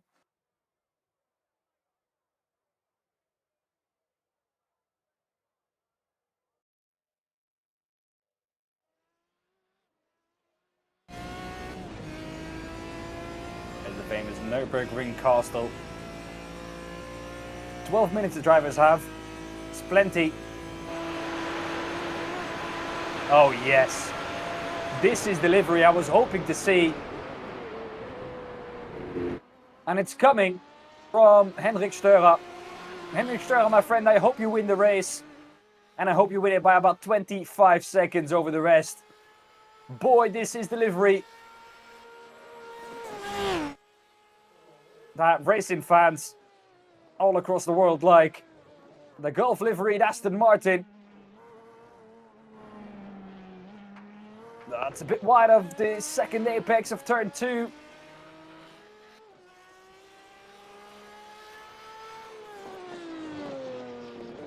As you descend down the hill. This is the GP track, the bit that most drivers know off the top of their head.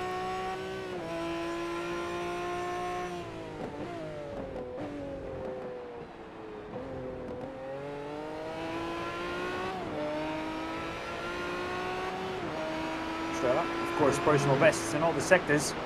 He's only got 1 lap, but not a best overall, and that's what he's looking for if he wants to get pole here.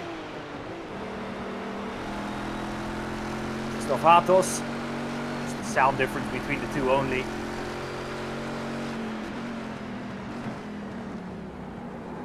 Oh, I'm this there. Oh, I'm this there. Christoph too quick into the corner. On this there again. He's not hit an apex yet since we've jumped on board with him. Oh, he misses that one too. Oh my goodness. Christoph, please hit an apex. We can't go to someone else without you hitting an apex, can we? On board. Misses that apex. Hits the second one. We love to see it. Into the left-hander. This is nice and tidy. Neat and tidy.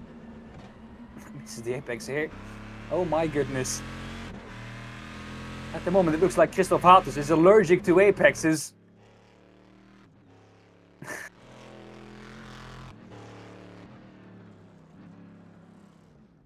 Come on boy, hit an apex for us. Oh yes. From the helicopter view as well. He's hit 2 in a row there. Christoph Hatos trying his best to conquer this oh so difficult track. And we're on to the Nordschleife now. This is where it all becomes a bit of a haze. Not for this man though. He knows this track like the back of his hand. And we've just had Hatzenbach into Flugplatz we go. We're not quite flying in these cars. We do have enough downforce. Keep the front planted. Now here comes Schwedenkreuz. Always a tricky corner. Into Arenberg. Keep it nice and tight. Use all the camber in the road. It's not been a perfect lap so far by Renhofer, as you can see. But the fact that the first 3 sectors are not his. Down at the foxhole. The compression at 270 kilometers an hour. Into Adenauer Forst. One of the slower parts of the track, this. Mirko Bortolotti takes the quickest second sector. This is usually a track, though, I do have to mention, where sometimes you'll see drivers pop up of which you're like, at a normal track, I don't think he would have been that high up, but this is just such a specific track where drivers that are very accomplished, if you just don't know the track, you're gonna be at the back. And there's no way you're learning it in a 33-minute practice session. Practice was slightly extended. Just purely because this is the Nordschleife. And I can imagine that some drivers, most of them actually, have never done this combo before. Now, it won't be too far off your reference points that you have in the GT3s.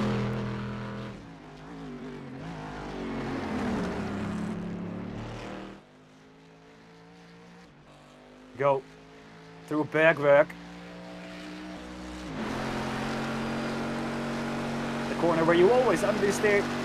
You're too early on throttle and you never get a nice exit. Yeah, that's that one. Now here it comes. Some call it Big Balls Corner because you have to be absolutely brave to get through it flat out if you can. Let's listen. Nowhere close for Winston Eckel, rightfully so on this one-shot qualifying. What curve that was. Bernard Geberg has also just gone through it, also nowhere near flat enough.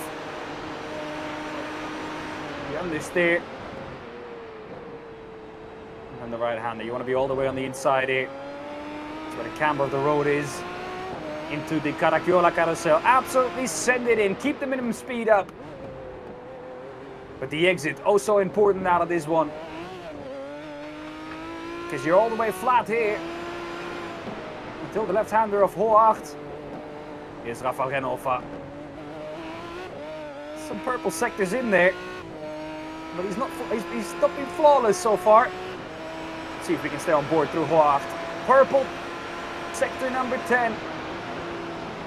Here we go, the left-hander, the right-hander, Hoacht. Highest point of the track.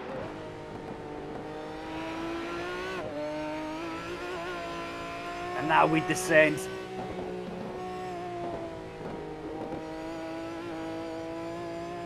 Through Wipperman.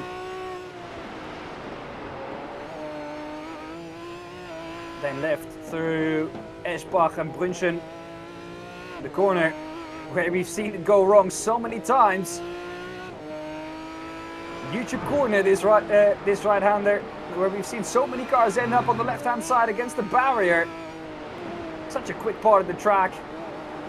There you go, back up through Flansgarten. Absolutely flat out here. And then the jump. Keeping it nice and tidy. For Renhofer.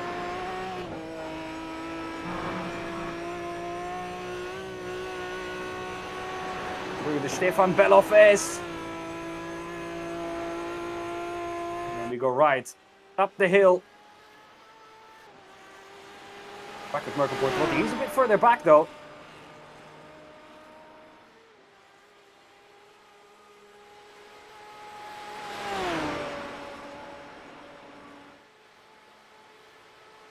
Where he is in the track, he still has to go through Mutkurova. Yeah. Let's listen on with Mirko. Tiny lift as well for Mirko. Much more committed though than we heard from Winston Eckel. And much more tidier there than we saw from Bernhard Geberger. Bit quick though, bit deep here. He's going to lose some time. He's going to bleed some time up the hill. Towards the carousel. Sends it in.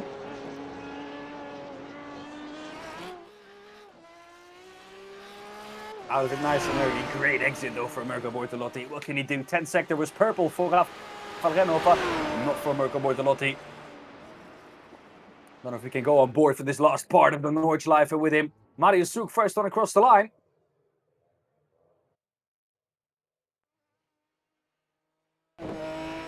There he is, Mirko Bortolotti.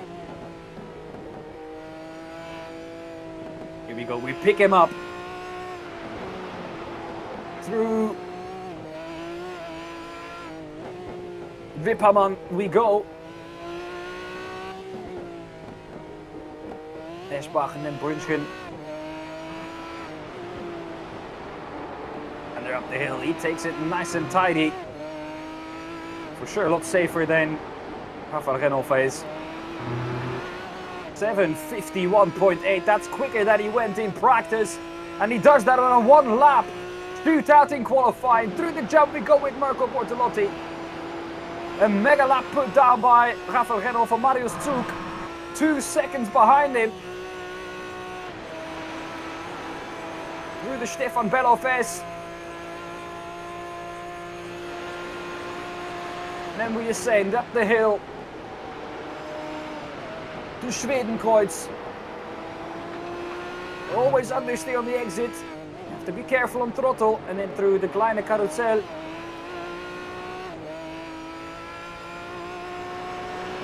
Galgenkopf. This is one where you don't see the exit of it. You have to guess where you can go on throttle. Nice and early here from Mirko Bortolotti. Because it leads you onto the Dottingerhöhe. And this is flat out for, I think, the best part of a minute.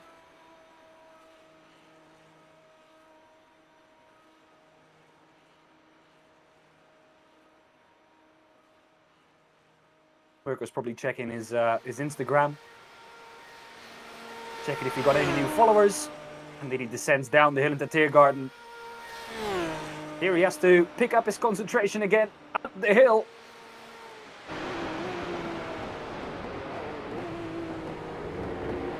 One last time. We exit. It's the best 13th sector on the track so far. What can you do? 7:51.8 to beat.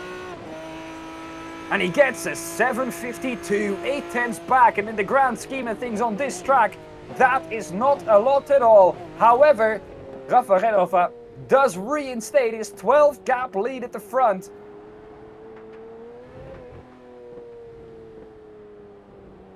He does reinstate his 12 gap lead because he gets a point for pole position. A standing start here. Henrik Steurer in what's easily the best livery. Doesn't look like the best car out on track anymore. He's had an incident. Oh, that was on the second lap, wasn't it? Must have been.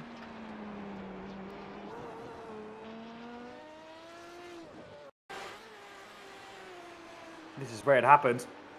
Oh, Flugplatz, too brave, Henrik Steurer. Into the tire barrier, and at those speeds at Flugplatz, if you go wide, you're destined to hit the barrier. And then indeed, with how that rear suspension was tracking, it's just best to park it. Rafael Renolfa does take pole position. With that, does reinstate his 12-point lead at the top of the championship. Going into the last two races of the season. First one, the one where you pick up the most points. The main race, 25 points for a victory. 22 for P2 and 20 for P3. Realistically, Mirko Bortolotti needs something to go wrong here from Rafael Renolfa. Because he needs to take the most amount of points as he can here. Mirko Bortolotti will be alongside him on the front row though. Marius Zug, Bernhard Geberger, row 2. Maximilian Meyer, Martin Stadtmann, row 3. Maximilian Paul, Ivan Ferrari, row 4. Leon Blum, P9. Winston Eckel rounding off the top 10. Anton Abe and Hugo Rob is row number 6. Row number 7 is Henrik Steurer and Timo Pitz. Row number 8, Christian Ablasa and Christoph Hatos. Row number 9, Nils Langeveld and Andrea Frasinetti. And rounding off the top 20 are Canon Lux and Jens Fiedler. Hugo Zasse 21st, Roman Rogalski 22nd. Lucas Baza 23rd, Michiel Haveren speed 24. And at the rear of the grid, it's Patrick Dangel and Stefano Pellegrino. Some drivers falling foul of how difficult this track is. Man, it does seem like in a lot of places you can't really go off without being in the barrier. That is very true. But there are some drivers, trust me, that went off track somewhere without hitting a barrier and still picking up an off track. It does seem quite impossible here. Main places you could do that could be at the top of Adenauer Forst after Vauxhall. You could just track straight there. But there's not many places we can go off track and not hit a barrier. Right, here we go then. 5 red lights are on the gantry. The top two in the championship on the front row of the grid. Marco Bortolotti looked to get a better go off the line than Rafael Renova did, but it doesn't really matter. He keeps that lead into turn 1. The outside for Marius Zug. Has to look around the outside. Marco Bortolotti defends the inside. The exit of this corner extremely important. Rafael Renova gets a good one. Slipstream will do its work here on this lap, but I have a feeling these two might stay very, very close. It's an 8/10 gap over a 25-kilometer lap. One mistake could well put you off into the barrier. The stakes are high, and there's already been a mistake further back in the field. Look at the car on the inside. That's, I think, a Corvette. No, a spinner. And there goes one of the best liveries. Hendrik Störer has gone round. I said I hope he won it by 25 seconds. I think he's already 25 seconds back on the leader after that. Into the hairpin, more contact further up the road. Frasinetti, Abe, they go down the order. And Hendrik Störer picks up a couple more positions, but once again, that GT1, that Aston Martin GT1, with some dents in it. Oh, Andrea Frasinetti, oh my goodness, just getting pinned into the barrier. Tough love between the Aston Martins here. Unfortunate incident.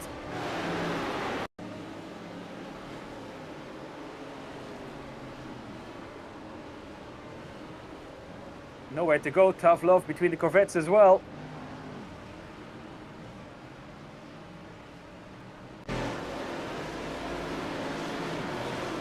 And we're back with live pictures. Christoph Hatos. Oh, here we go. A 3 wide into the Schumacher S. Surely not. No, this is not Schumacher S. This became. Oh my goodness, up the inside and round we go. Oh my goodness. I don't know what happened there, but Hugo Robb absolutely taken out of this race by Leon Blum. Leon Blum takes to the grass to turn around. Bernard Geberga overtaken by. Oh my goodness. Okay. Yeah, well.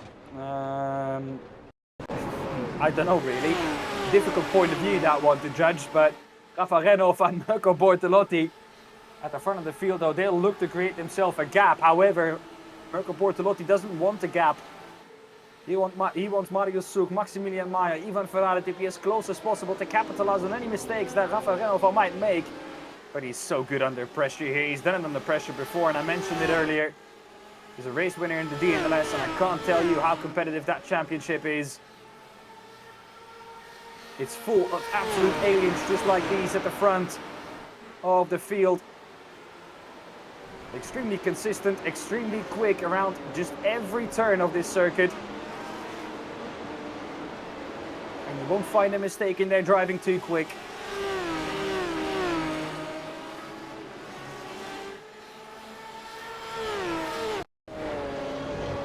Through Adenauer Forst, through Metzgersveld you go.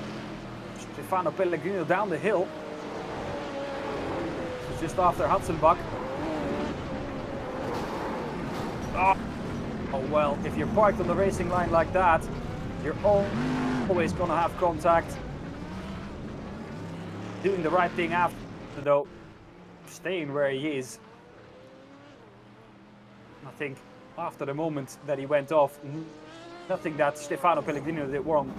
Just in the wrong place at the wrong time, and then the car doesn't track straight anymore, and thus a race over.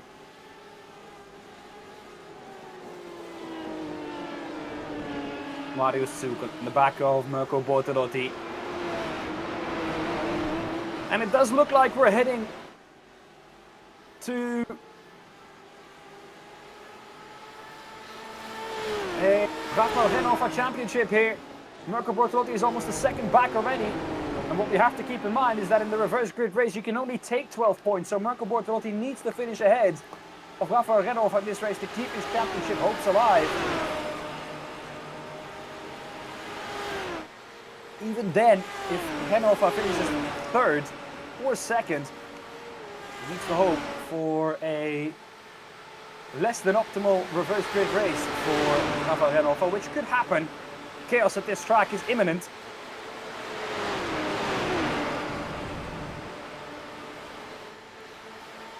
Bortolotti gaining back a little on Hannover. That's all due to slipstream mostly. He just went through a flat out bit for I think at least almost a minute. Up the hill to the Caracciola Carousel. Into it we go. Out of it goes Mario Suk, and then you can find the barrier pretty quickly. Luckily for Mario Suk, that's not the case. But that has given the two at the front the gap they wanted. Mirko Bortolotti in the gearbox of Rafael Hannover. This is where he needs to be to pressurize the German.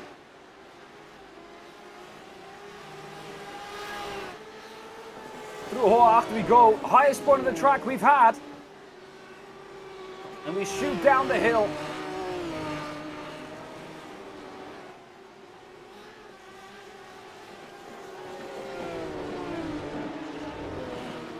Into Brünchen. And once again, Hannover extends that lead a little bit. Tiny mistake from Mirko Bortolotti, which allows Hannover to open up that gap. And this is the difference between those two, you know. Hannover does this almost week in, week out, this track. The practice for an event like... Oh, look at the jump. That was a great camera angle. Mirko Bortolotti can't let this gap go above a second, or he will be out of slipstream, and then Rafael Hannover will be gone.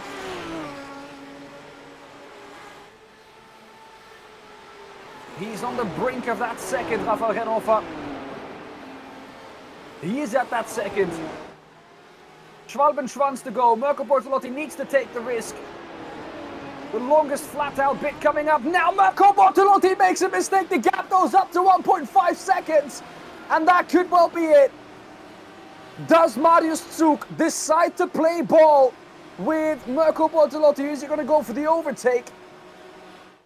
The question is he close enough? The gap is still 6/10, but Hannover has the gap he wants. Is allowed to weave to break the slipstream.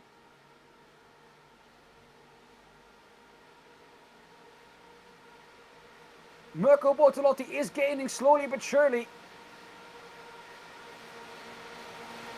My goodness, drama before we go on to the Göttinger exit of the Kleine Karussell, and Mirko Bortolotti goes wide.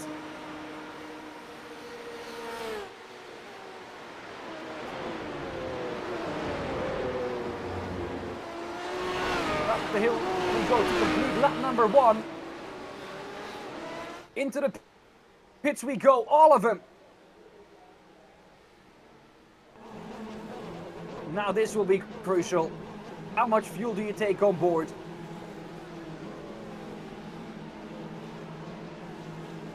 Marius Zug might have been fuel saving behind Mirko Bortolotti on the straight. He might need to take a little bit less fuel here. Will you have to stop a second time? This is quite an awkward track for these cars in terms of fuel capacity. Maybe a second stop is necessary. That's why we see them pull in, all of them, at the end of lap number 1. It's a very busy pit lane here at the Nürburgring Nordschleife. Rafael Hannover pulls away earliest, but Mirko Bortolotti has definitely gained a slight bit in the pit stop phase. Gap back down to 9/10. Now we're back onto the Grand Prix Strecke, where we saw Mirko Bortolotti gain some time in the opening phase of the race. And especially in qualifying as well. Most of the time was lost on the Nordschleife. Marius Zug, meanwhile, has dropped down to P5 after that pit stop, been overtaken by Maya and Ferrari. Is he taking on more fuel? Is he one of the drivers that has taken on more fuel now to have a shorter stop later on? It has cost him track position, and track position at this track is so extremely important. He might lose time in traffic now. Might have been a tactical blunder if there is to be a second stop. And even if there isn't, something has happened to him, due to which he's lost the time in the pit lane. Here we go once again. We'll look back at... I thought a mistake from Mirko Bortolotti, but we'll look back at Patrick Dangel into the Caracciola carousel. But this is what I said. If you miss the carousel, you find the wall pretty quickly. And behind that, I think that was Leon Blum having to take avoiding action, missing the carousel on purpose. Christoph Hatos, this is just before it, locks up, goes round. De sterkstrekken.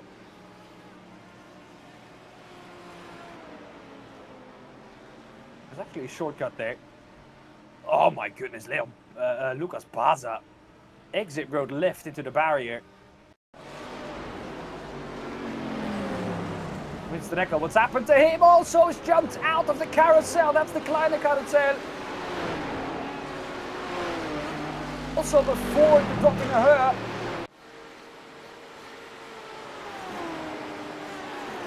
As we're back onto the ring with our race leaders, Mirko Bortolotti and Rafael Renhofer.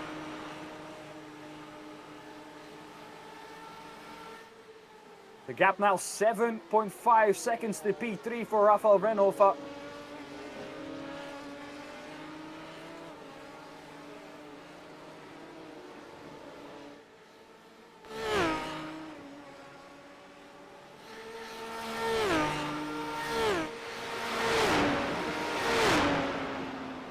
Through Vauxhall, like I mentioned, 270 kilometers an hour compression.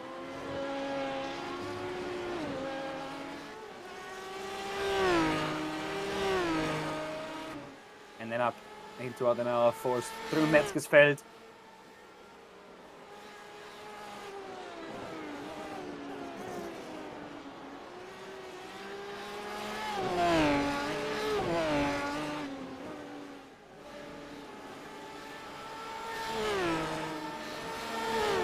Martin Stadtmann. Expected a bit more from him, especially around this track. But seems like he's stuck in traffic, and I mentioned it.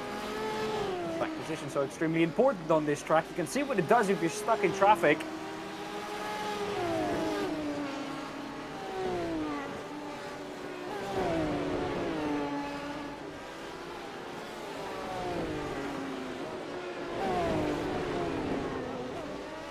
If you look at the timing table, it's a complete Aston Martin top 12. However, we do have to say there's only a sample size of 3 Corvettes. And the quickest Corvette at the moment is Winston Eckel. So he's winning that battle. Christoph Hatos and Lucas Baza, the other 2 drivers in a Corvette. Winston Eckel is looking to make that Corvette work.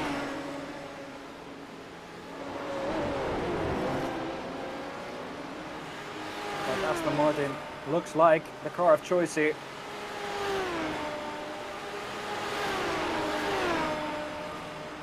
Callum Lux with a black flag. That could be speeding into the pit lane. I'm pretty certain it is Martin Stadtmann. Needs to get past Niels Langeveld ASAP. Through Mudkurve, side by side, surely not, right? Surely not! Martin Stadtmann is going to get it. The exit for Niels Langeveld. The cutback. Over, under. And Niels Langeveld gets his type of switchback at dreams.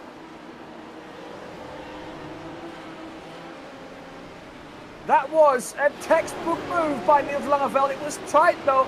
Racing on the Nordschleife is not possible, says no one ever. At least not Niels Langeveld.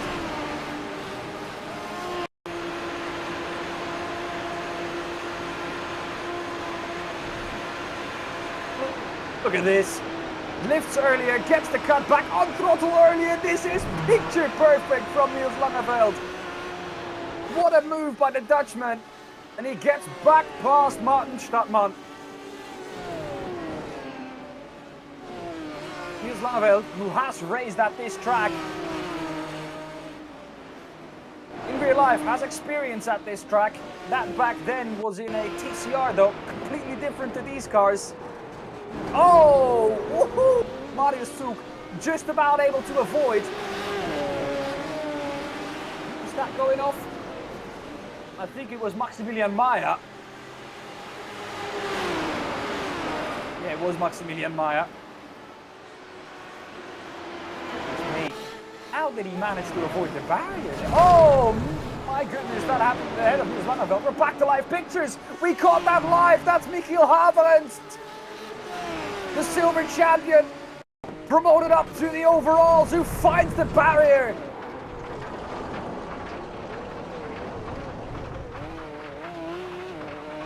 Just before the jump, he finds the barrier.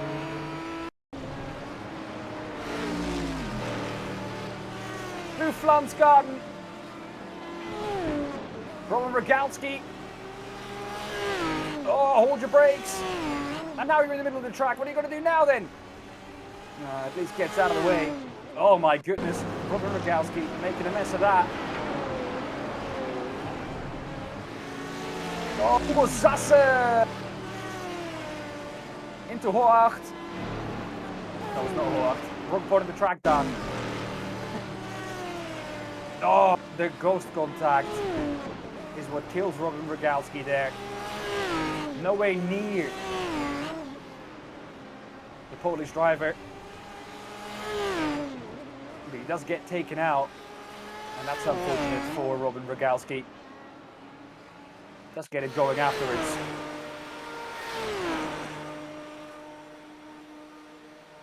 And down the Dottinger we go again. Martin Stadtmann. Now tucked in behind Niels Langeveld. He's all the way over to the right-hand side of the screen, left-hand side of the track. To defend. Here we go, going down into Tiergarten. Side by side up the hill, surely not right. Will Niels Langeveld emerge ahead again? Yes, he will.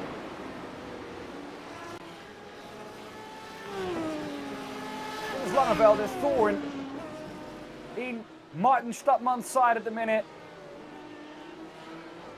And there was no second stop necessary, so why has Marius Zug lost so much time in that pit stop, I question. Just one more lap to go now for Rafael Rennhofer. And he will go down in the history books as only the second ever champion of the W12 Sprint Series ever, taking it from the man behind him, Mirko Bortolotti, who will try absolutely everything on this lap to get back into the tow. That Dottinger could be crucial at the end of this lap if he does manage to get back into that 1 second margin. But everything needs to be perfect on this lap. The stars need to align for Mirko Bortolotti in general to still get a glimpse of this championship.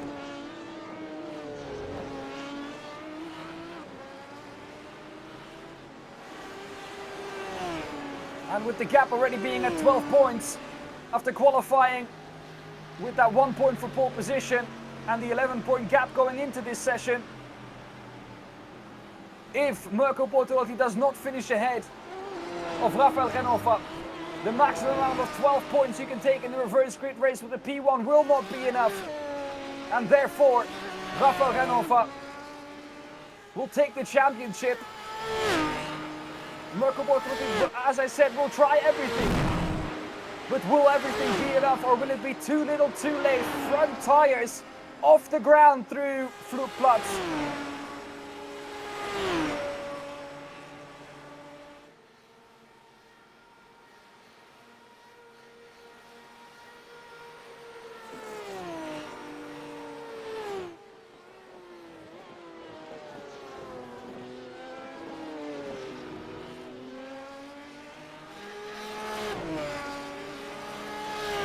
A track here where for Mirko Bortolotti, finishing second feels so awfully familiar in the 24 hours as well. Has not won this race yet in real life. It's still one that's on the bucket list. For him, hopefully 2026 will be the year he can cross that one off. Oh, Patrick Dangel He's lucky. There's so much runoff there. Timo Pitts a little less lucky. Does find the wall, but just a slight tap. To continue as Bernhard Giberga goes through.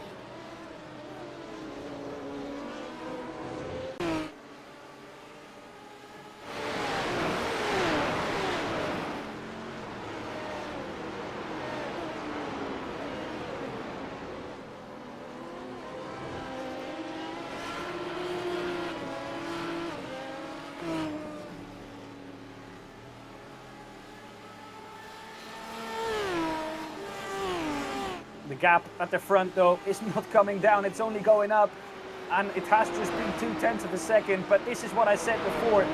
We went into this race. Rafael Genova knows this track, in the simulator at least, like the back of his hand. And the track in real life changes so much from year to year.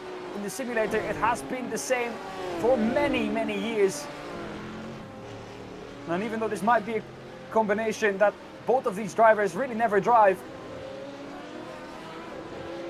with the experience that Genova has got around this track in the sim and on this platform, he did go into this with a slight advantage, and that slight advantage on a track like this is 2.4 seconds over just 3 laps. And I think combined at the end of this race, 25 minutes.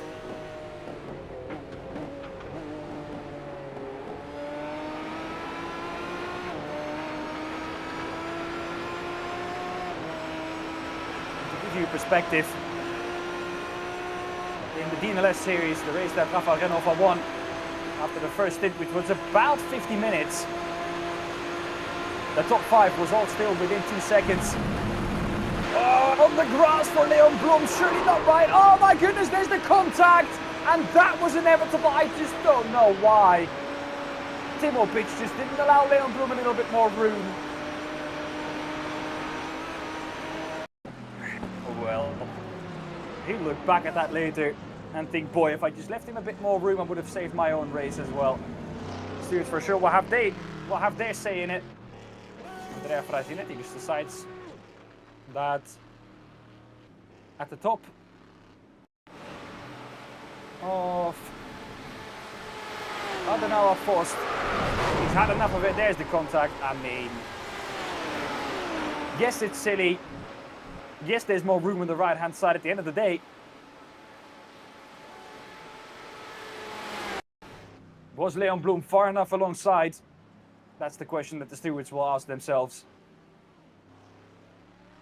I think Andrea Frazinetti is practicing starts here for the next race. And I mean, why not? He's in P20. And if he is in P20, he will find himself on pole position. So that is a 100 IQ move, 1 million IQ move from Andrea Frazinetti. The gap at the front, though, has opened up to 3.1 seconds. Through the Kleine Karutsel for one last time, Rafael Genova will go on to the Dottinger knowing that the lead is safe from a charging Marco Bortolotti behind. Will know that he only has Tiergarten to go before he can call him a W12 Sprint Series champion. Marius Zug magically has lost about 12 seconds, I think, in the pit stop. He could have been in with a shot as well of at least a second place here if that didn't happen. Niels Langeveld off the track here as Rafael Genova is getting to the end of the Dottinger. I'd like to pick him up. There he is. Rafael Genova. After 8 seasons, he's going to do what nobody else has been able to do so far. Out of the last corner comes the Austrian, and he takes the W12 Sprint Series Championship in season number 8. We have a new champion, and he's not called Marco Bortolotti for once. Rafael Genova, take a bow.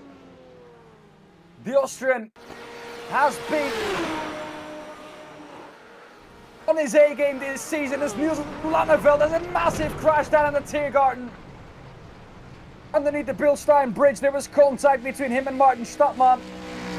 The fact that that car is still driving is a miracle.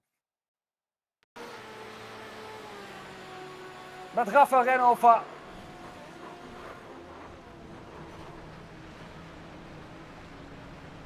is your Season 8 champion.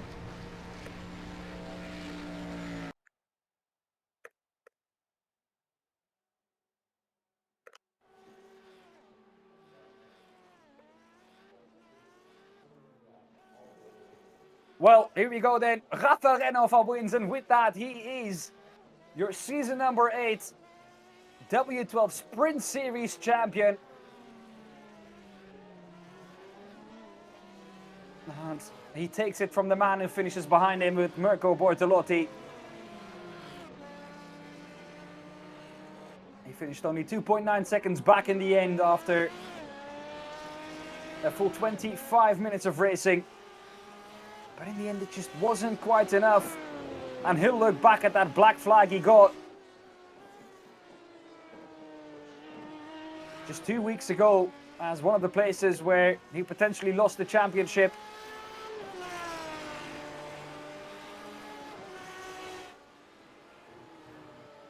But I think the season that both of these drivers have had and the spectacle that we see, both of them can be proud of their... Oh my goodness, look at that crash.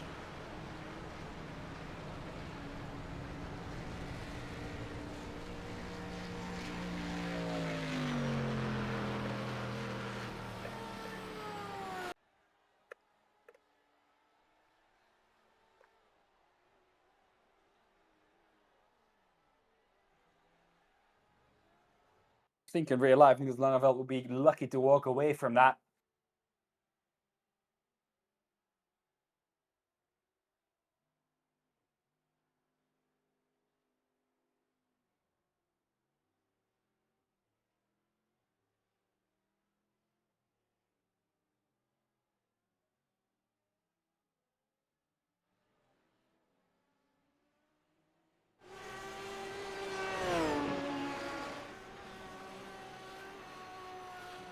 Here he is.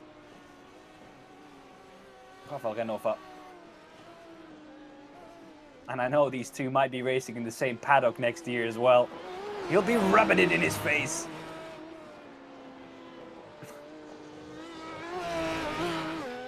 Who knows? We might continue in the new year if we do find the time. It's always difficult with Mirko Bortolotti and all of the other drivers that also race in real life to find a gap in the schedule. Such a busy pre-season schedule, and with Mirko Bortolotti being a sports car driver and not a Formula 1 driver, there is no 3-month break. Mirko Bortolotti at the end of December will probably be out testing at Daytona already. At least that's what has been the case previous seasons. And then at the beginning of January, end of January, it'll be time for the 24 Hours of Daytona already.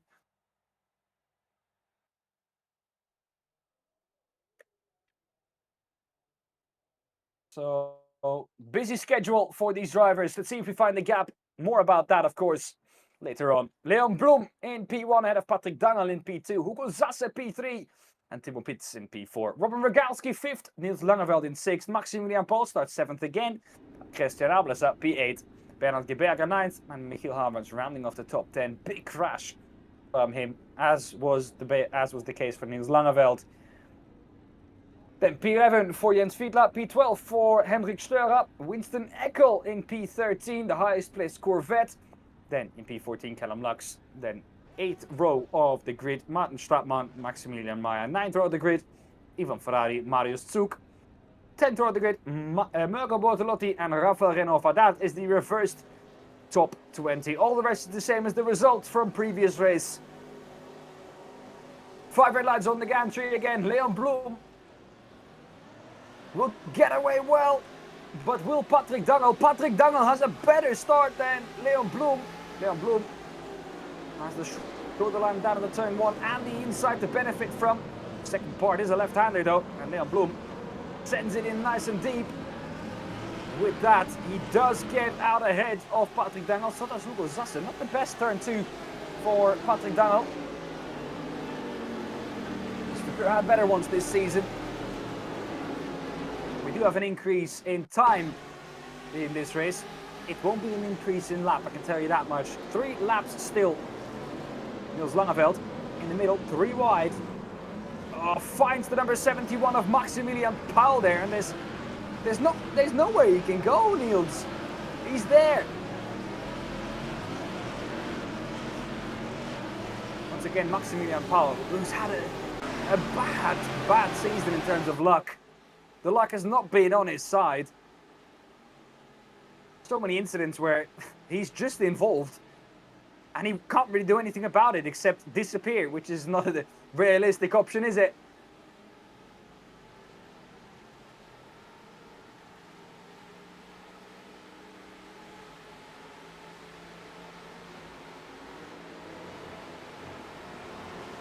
Winston Eckel with the result in that race also puts himself, I think, out of the fight realistically for a 5th place in the overalls. Oh yeah, I mean, he just can't, he can't disappear.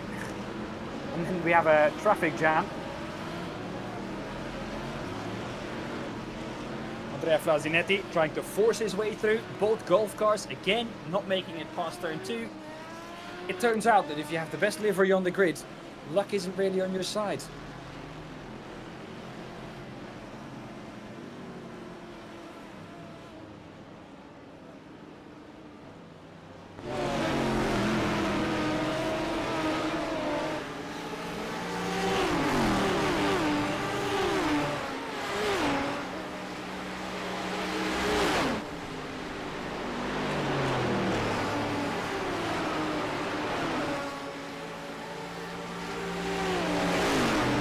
Go then, Winston Eckel round the outside. Can he make it stick? Up at the 6th place already in that Corvette. Can he drag that Corvette into the top 5? Yes, he can. Oh my goodness, too wide is always sketchy through Swedenkreuz. There we go. Trying to talk English and German in one sentence doesn't go really together. Down to Vauxhall. Much closer, of course, this time round than it was other times due to the reverse grid. Leon Blumdom was also half a second up front there. Clear a bit of Robin Rogalski, and then there's a big gap to Maximilian Paul, who's right ahead of Winston Eckel. Could this be Maximilian Paul's time to take a win in the W12 Sprint Series? Who knows? At contact at turn 1. Bit of damage on the right-hand side, but not too much. As long as it's tracking straight, I think he'll be fine.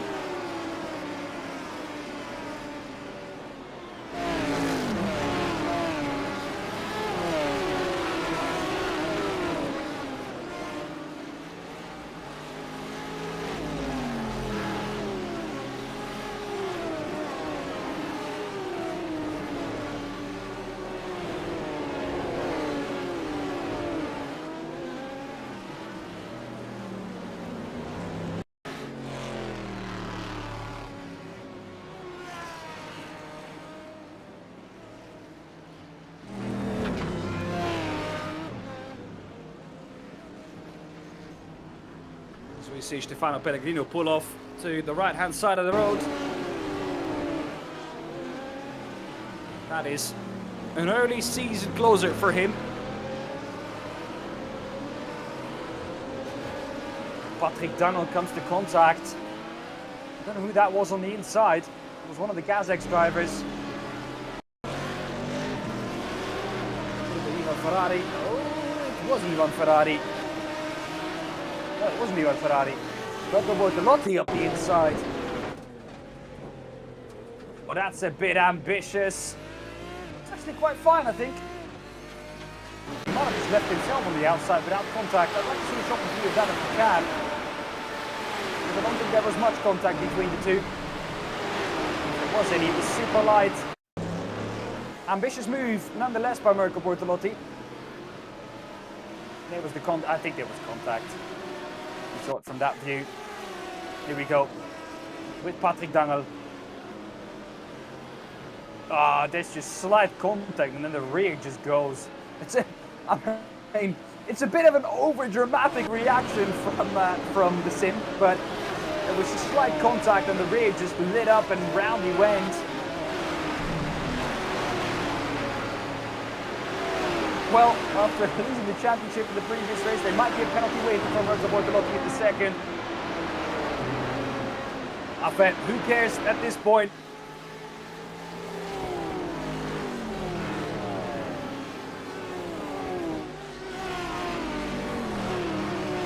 Berger. He is at the moment the silver driver. And how the silver standings look at the end or at the start of this evening, that could be crucial. Maximilian Maya is off the track somewhere. He's had an incident. And that might have been at München. Oh, Winston Eckel, no! The Corvette! Highest placed Corvette into the wall. Was there contact at the jump? And that car is done. The inside he goes over the curb already. Oh, and then it's, yeah, okay, well. Not really much room left there either. I think he deserved the room. He was far off alongside, but Winston Eckel, that's a sad exit for the Corvette. And the full top 18 is now Aston Martin's. If there were any Corvette fans, they'll be very sad with the exit of Winston Eckel out of this race.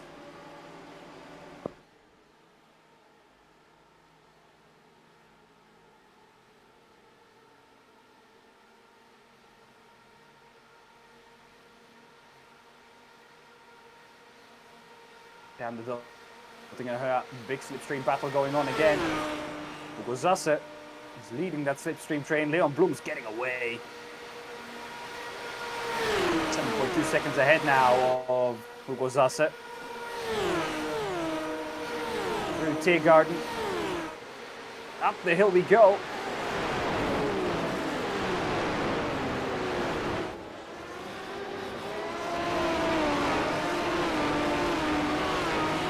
And once again, we see everyone peel in at the end of lap number 1.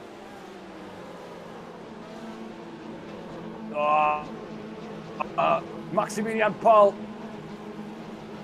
taking it all the way to the limit and contacting the pit lane. I don't know why Roman Rogalski was turning left there. Seems really unnecessary.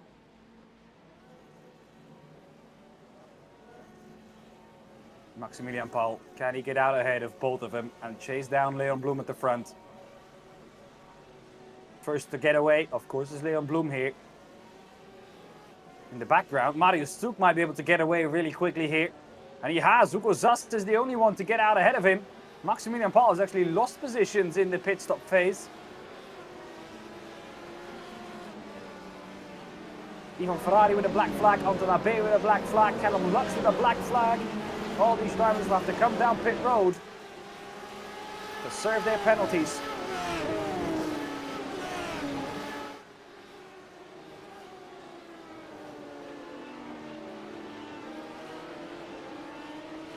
Mirko Bortolotti up into P5. Rafa Renova right in front of him there.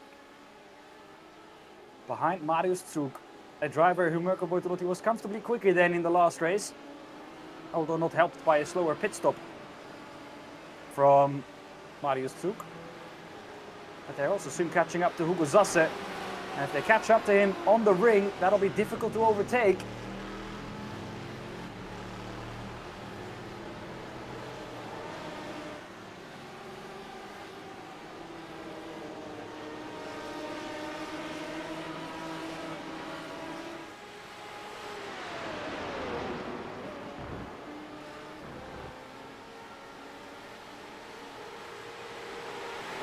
Nova has done the job here. One more opportunity to go, one more clear opportunity to go, and will he take it? He'll try to take it, but Hugo Zasse knows. Into Sabine Schmitz now. Also, there. No opportunity for Hugo Zasse to get past. This will all play into the hands of Marco Bortolotti, who's catching up. It's about to become a 4-horse race. And now on the ring, you're just limited to Hugo Zasse's pace for quite a bit here. Maximilian Pahl has gotten the black flag. Hugo Zasse, big snap. And Maximilian Pahl has parked it. He's done. He's had enough. Here comes. Gets his nose chopped off. The plastic surgeon will have trouble putting that back on. Gets his nose chopped off by Hugo Zasse, who says a hard no to Renova passing him.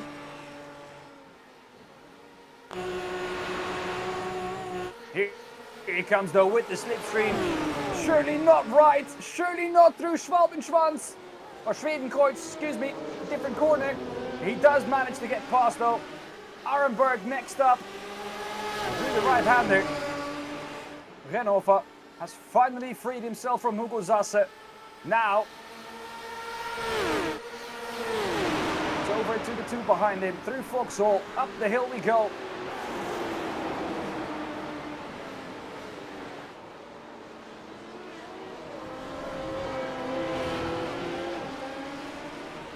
Hugo Zasse.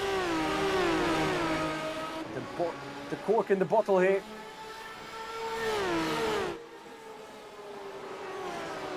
It's allowing Renova to create himself a nice and handy gap towards Souk and Bortolotti.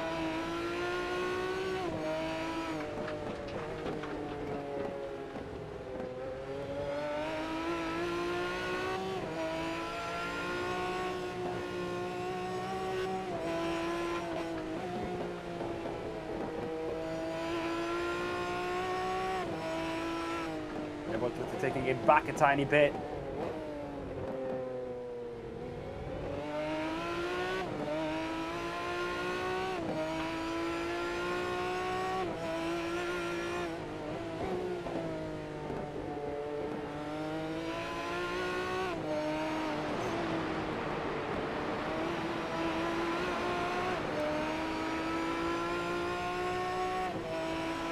Here we go, Marius Souk sees his chance, really take it.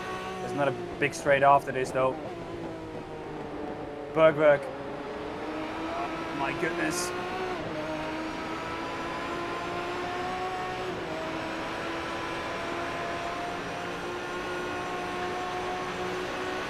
Bortolotti underneath the rear wing.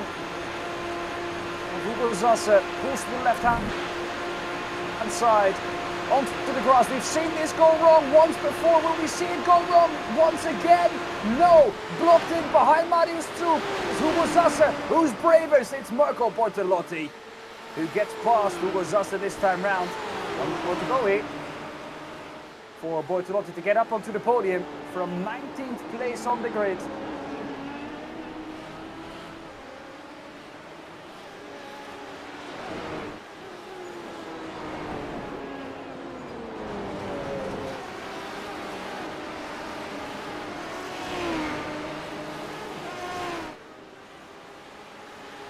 Renova is closing down the gap hand over fist to Leon Blum.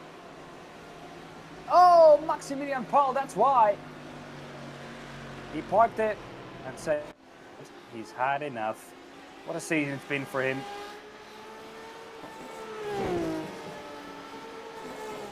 .5 seconds is the gap to Leon Blum. If he could close this down,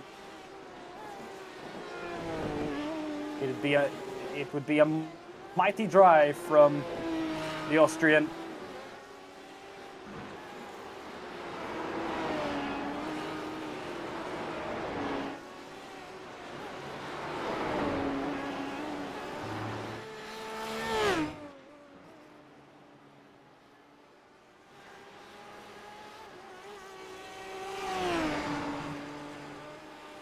Here's Leon Blum, the man he's chasing down.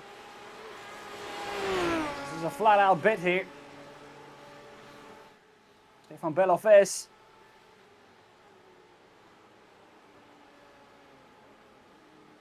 Up the hill we go. Now we arrive at Schwalbenschwanz.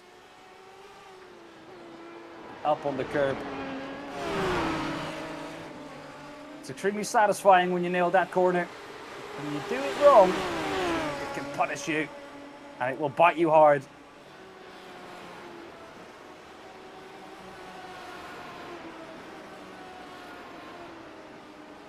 Niels Langeveld, shoots it up the inside. It's a bit ambitious. You'll see he losing the exit yet.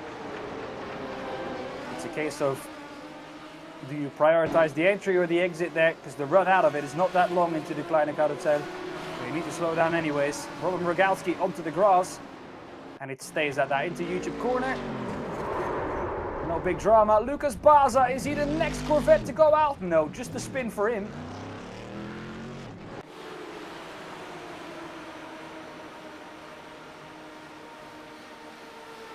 Bortotti has been re-overtaken by Marius Souk. Up a bit further up the road.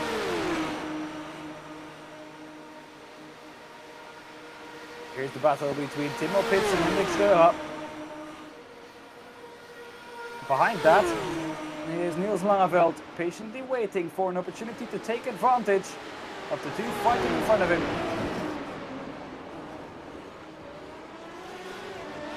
Souk and Bortolotti have swapped positions at least 15 times already on our timing sheets, and they are due once again. Here it is, Mirko Bortolotti round the outside. That's a bit ambitious. That's a bit ambitious, Mirko. And he does end up in the gravel trap. An unusual mistake from the Italian. But hey, let's be honest, with the championship already wrapped up, P2 safe, you might as well go for it. He did go for it. He went for it a bit too hard into turn one. And thus has got to play catch up on this last lap. Having to play catch up is also the case for Rafael Renhofer.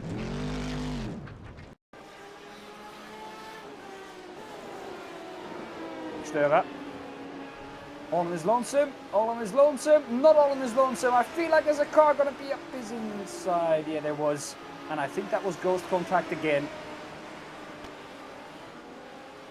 Netcode has been the enemy of many drivers here tonight.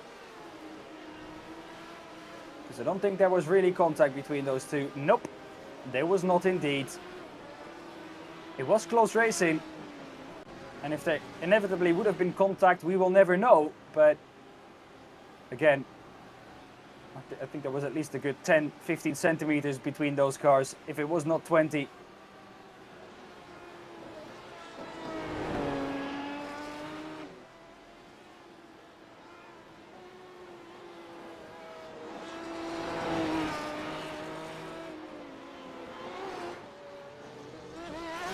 There's Leon Blum, 3.6 seconds is the gap. Oh, and he's got this long Nordschleife still to go, and with the pressure, just the pressure of Rafael Renhofer behind you already.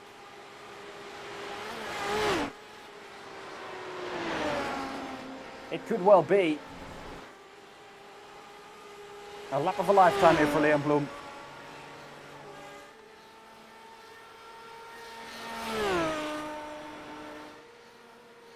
He needs to be within about 0.8 of a second to have a chance at the end of the Dottinger Höhe, Rafael Renhofer.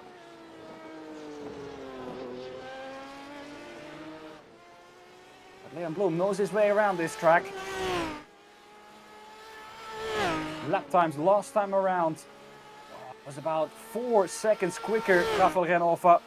Leon Blum needs to do better than last lap. Otherwise, the Austrian will be on his gearbox by the end of it.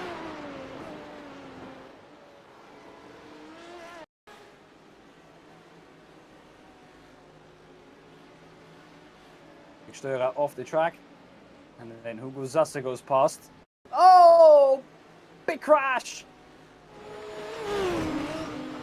Here we go. And then just too late on the brakes. And boom, into the wall he goes. Another Golf livery gone off the track. Mechanic racing, well, I can tell you that the mechanics will have a lot of work after that. Here we go. The most famous corner on the track. Miss, hit, miss.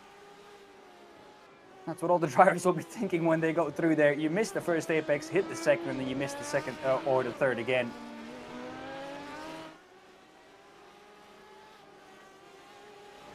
He's gained about 0.6 of a second. It's not much, but the lap is so long. There's so many places where it could potentially all go wrong for Leon Blum.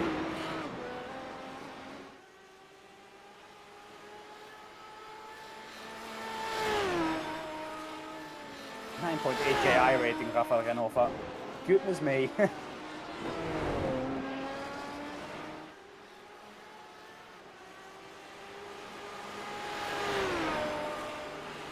I'd be scared if I saw that behind me.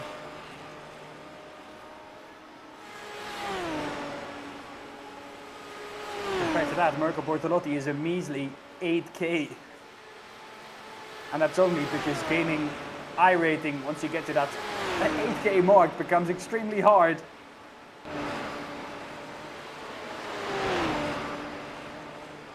As you can see, a great example of that on your bottom right. If Rafael Renova would finish second here, you'd only gain 18 I rating. So you can imagine how many races you need to do to gain the extra 1800 I rating that he needs to gain then.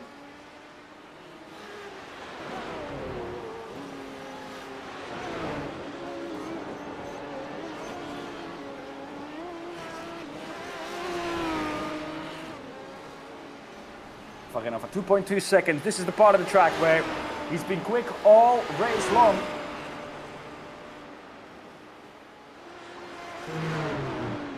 Oh, 8. Up the hill.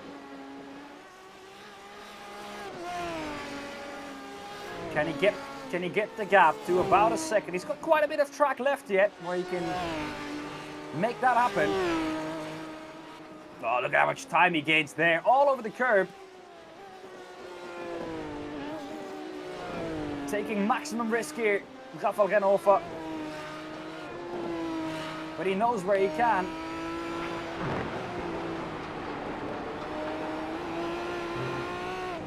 The YouTube corner.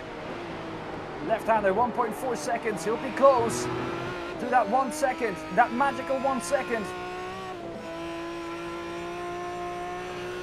Through the jump, can he gain some more? Will risk absolutely everything. Slightly wide of the apex. Less than optimal.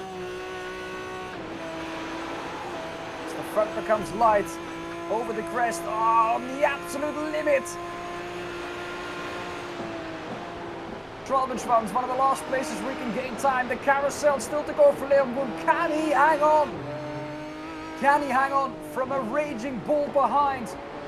That raging bull being Rafael Renova, who we are on board with now. He's so close to that slipstream. But I have a feeling he'll be too far back. I'm leaning forward in my seat. I can't imagine how it is for Rafael Renova having done all of this work a bit wide. On the exit onto the Dottingerhöhe for Leon Blum. The gap down to 8 seconds. Has he got it at last? Look at how he's gaining. He's allowed to weave to break the slipstream. I think the straight will just be too little too short. And that is crazy to say about a straight of this size. The gap will come down to about 0.2 of a second, but it won't be enough for Rafael Renova. Too little, too late. He will try to risk absolutely everything. But this is not the place to do that. The exit will be crucial. The exit will be good for Leon Blum. And the run to the line might be too short. He's going to pull to the right-hand side. It's going to be a big crash. Rafael Renova is going to take the flag first. Leon Blum hasn't even taken the flag yet. Does he know that? He's stationary. His engine is gone. Leon Blum can't get across the line, can he? Yes, he can. But it will only be third. And Mario Stug, with that crash and the potential penalty for Rafael Renova, could take the win. Oh man, that's not how you want things to end, is it? It's a majestic drive nonetheless from Rafael Renova. Here we go, pulls to the right-hand side. It's just this, okay, well. I think it's quite clear who's going to get the penalty there.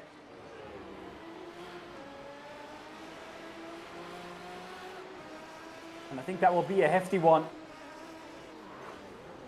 Might well be a 30-40 second penalty. And where would that drop him down to? Could drop him all the way down to P10. Well,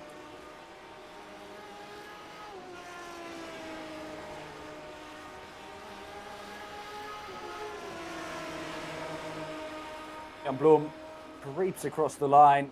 He was so close to the line as well when he did spin. And oh man. Well, with that, we can pull him in. Leon Bloom was so close to a victory. At the end, he was about 2 meters away from the finish line before he got overtaken and went down to third. Leon, you must be absolutely gutted. Oh man, 0.2 liters. Ah. And Raphael was so pushing, couldn't save it more. And then yeah, I had to lift before the whole line chicane, and then just 20 meters. Damn it. Well, you were close to victory this time round. It's been a season, not to forget, I think, for you. You've had highs and lows. I think we won't look back at the race this time round because we all know how that ended for you. We'll look back at the season with you. What is one of your highlights of this season? Definitely last round, the GTE. That was, I guess, the best pace I had in all the races together. And yeah, I mean, also that combi here with Nordschleife and that car was very, very funny. It was very much fun. Sadly, I lost 2 seconds in turn 1 in quali, so then maybe race 1 would have been different, but yeah. Had the Fahrerkette, as you say in Germany.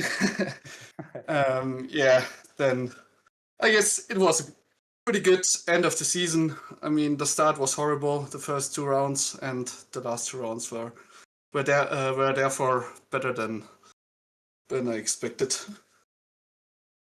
Well, Leon, let me quickly take the standings here with me as well. For you, it's not a top 10 finish in the overalls. However, you have had a season to remember. First of all, congratulations on your podium finish. And hopefully we'll see you out next week in the Race of Champions, the World Cup as well. Yeah, definitely. All right. Thank you very much, Leon. Thank you. That was Leon Bloom, sadly finishing third and not first. We will move, however, to Bernhard Geberger, who finishes 7th in the race, or in the race just now, but with that has also secured 2nd place in the Silver Championship. Bernhard, good evening. Not quite the first we were hoping for at the beginning of the season, but still a very, very, very well-deserved 2nd place. Hi, Guy. Hi, Dan. Thank you so much. Yes, I'm really happy to be P2, and huge congrats to Michiel, who was simply way too fast for us, we can say. Well, The silver class. we did see quite a hairy moment there on the last lap, I think, between you and Martin Stadtmann. Just tell us about this combo and how your race went. Oh, I really enjoy Nordschleife. I won the Nürburgring Endurance Championship a few years ago in iRacing, and so I really love the track. I know I had a lot of side-by-side fights there, so I have no problem to fight a little bit here, and I thought I make it a bit more exciting for him. But I tried to keep it safe. So with Martin, I think in the end it was clear. I backed off and let him go. So. Well, Bernhard, it's been a season to remember for you. What is one of your highlights of the season? What is a moment that you look back at and like, wow, that was really a great moment? Well, it has to be the first race where I think I won the reversed grid race. I mean, it's reversed grid, so I mean, it doesn't really count technically. But it was a huge, it was a lot of fun and amazing start into the season. And I'm really happy to be in the sweet spot to be able to fight for podium in silver class. So that is, of course, yeah, it's amazing. I enjoyed it a very lot. All right. Well, Bernhard, congratulations on your 2nd place finish in the championship. It's been a season to remember for you, and we'll hopefully see you back next week. Yes, for sure. Thank you so much. Have a nice evening. That was Bernhard Geberger finishing 7th in the race just now and 2nd in the Silver Championship. However, they say you save best till last. And oh boy, we did. Rafa Renova into the commentary booth. Your W12 Sprint Series season number 8 champion, Rafael. Must feel good. Yeah, thank you. Finally, on the 2nd attempt, we got there. Well, I do have to say also congratulations on your DNLS victory. I think just a week ago, when you saw the draw of this track, I mean, you must have been happy, no? Yeah, yeah. I knew that with the points gap I had and it being Nordschleife, I was in quite a good position for this race. I had to buy the car though. I've never driven the car, but yeah, it turned out to be fine. And yeah, I'm quite confident that I'm one of the best people in the world on this track in this game. So I think that helped. Well, Rafi, what is a point in this championship fight with Merco that you look back on and you're like, wow, that might be where I've won it? Well, there was the series of server ones in the beginning where I somehow came out on top every single time, which got me a lot of points. Because the wins are just super important because they get you, the win to second is the only way you can actually gain points. Every other place is just 1 point, right? So I think that's where I really made the points. And then, of course, now in the final round, I just tried to survive and not make any stupid mistakes. And with it being Nordschleife, yeah, it ended up going well. There have been a lot of great moments in this season for you, Rafael. What is a moment that you look back on and you're like, wow, that was really amazing? I think we had a lot of, like, Mirko and I had a lot of cool last lap battles, whether it was like draft tracks or also the first round was really fun. Like the first feature race we had in the next car on Knock Hill, where it was a full fuel safe battle, and then I had to defend for the last 5 laps, and it somehow worked out. That was a very cool one, and well, obviously the last race now was also quite fun. You and Mirko have raced in the same paddock this year. Will that be the case last year? And if so, are you going to rub it in? Probably. No, we'll see. We'll see what I'm gonna do next year and what Mirko is gonna do next year. But if we meet at the drivers' briefing, then I certainly talk to him. Well, Rafael, congratulations on the championship. Congratulations on the win twice here in the last server as well. And hopefully we'll see you back next week for the Race of Champions and the World Cup. For sure. Thank you. Congratulations. That was Rafa Renova, your champion of the W12 Sprint Series season number 8. There are 2 more drivers here to interview, but we'll just take Mirko Bortolotti in because there's probably a lot that he has to say. Mirko Bortolotti, probably a bittersweet feeling finishing second in the championship. However, I think this is still a great season to look back on for you. Yes, absolutely. I mean, once again, great stuff from everyone. Thanks for hosting, or let's say thanks for the stream, and a lot of work in the background to make it happen in the way it is. So yeah, in the end of the day, great season. Nothing to complain about. Yeah, looking at the sportive side of things, I mean, it was super close with Rafael, which is already a big achievement considering that he's running the simulator every day.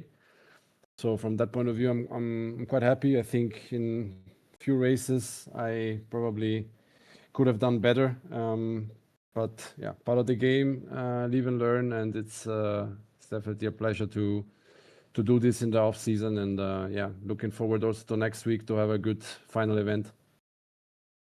I know that this is a question that not a lot of drivers liked or like, but if you look back at the championship and at the rounds you've had, what is a place where you think, ah man, I could have done better there to maybe have a better chance going into tonight? Well, I think, to be honest, there's no many regrets from that point of view, for sure. We've seen rounds where he made mistakes and bottled it, and then I think I had also the same. So that's part of the game in such a field, with always a new track, always a new car coming up, reverse grid races and stuff like that. Everybody wants to go for it. So it's not easy to, first of all, also survive the initial part of the race, and from there you can see what's possible. But generally speaking, there's not really much I could have done better. For sure, there's been one situation in the last race where I got a penalty on the way to the pit lane. This is quite a mistake that should not happen and normally doesn't happen. but yeah, we were side by side, me and Winston Eccles there, and yeah, I just misjudged the speed coming over the line, and then suddenly you get a penalty. And looking back at that race, I think I would have been in the fight with Rafael. I mean, we had opposite strategy, but we were virtually fighting each other, and he finished second. So those were 11 points, 10 points that I definitely could have had more. But you know, coulda, woulda, shoulda is not working in motorsport. It's the way it is, and still enjoyed the season, and already, you know, being once again in the title fight until the end is definitely great for sure. As I said a few weeks ago, I'm not gonna be bothered if somebody else gonna take it. So GG to him. Definitely had a great season as well, and yeah, let's look forward to the next events. Last question from my side, Mirko, is not really one specifically to you, but about the W12 Sprint Series. Next week, we have the Race of Champions, I think, in the World Cup. What can you tell us about that? And what's next from here? When will the next season be? That's a good question. We are working on it. That's all I can tell you. Maybe there is a chance that we add or that we anticipate season 9 before the real season starts. There is a possibility that we run season 9 in February until mid of March.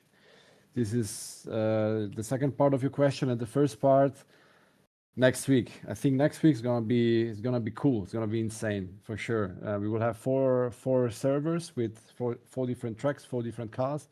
We will have the Race of Champions to kick off. So this is a kind of standalone event like last year with heat races, and obviously the field's gonna get eliminated step by step, and 2 drivers per heat are gonna proceed to the feature, so the final, and there's gonna be 12 cars in the final race fighting for the win in the Race of Champions, and those 12 drivers will also score points for the World Cup. So that's gonna be also the round 1 of the World Cup with less points awarded. And then we will head into 3 servers, as I said before, with 3 different continents around the world. We will draw them beforehand, and the format will be different. It's gonna be more standard with the qualifying and the feature race.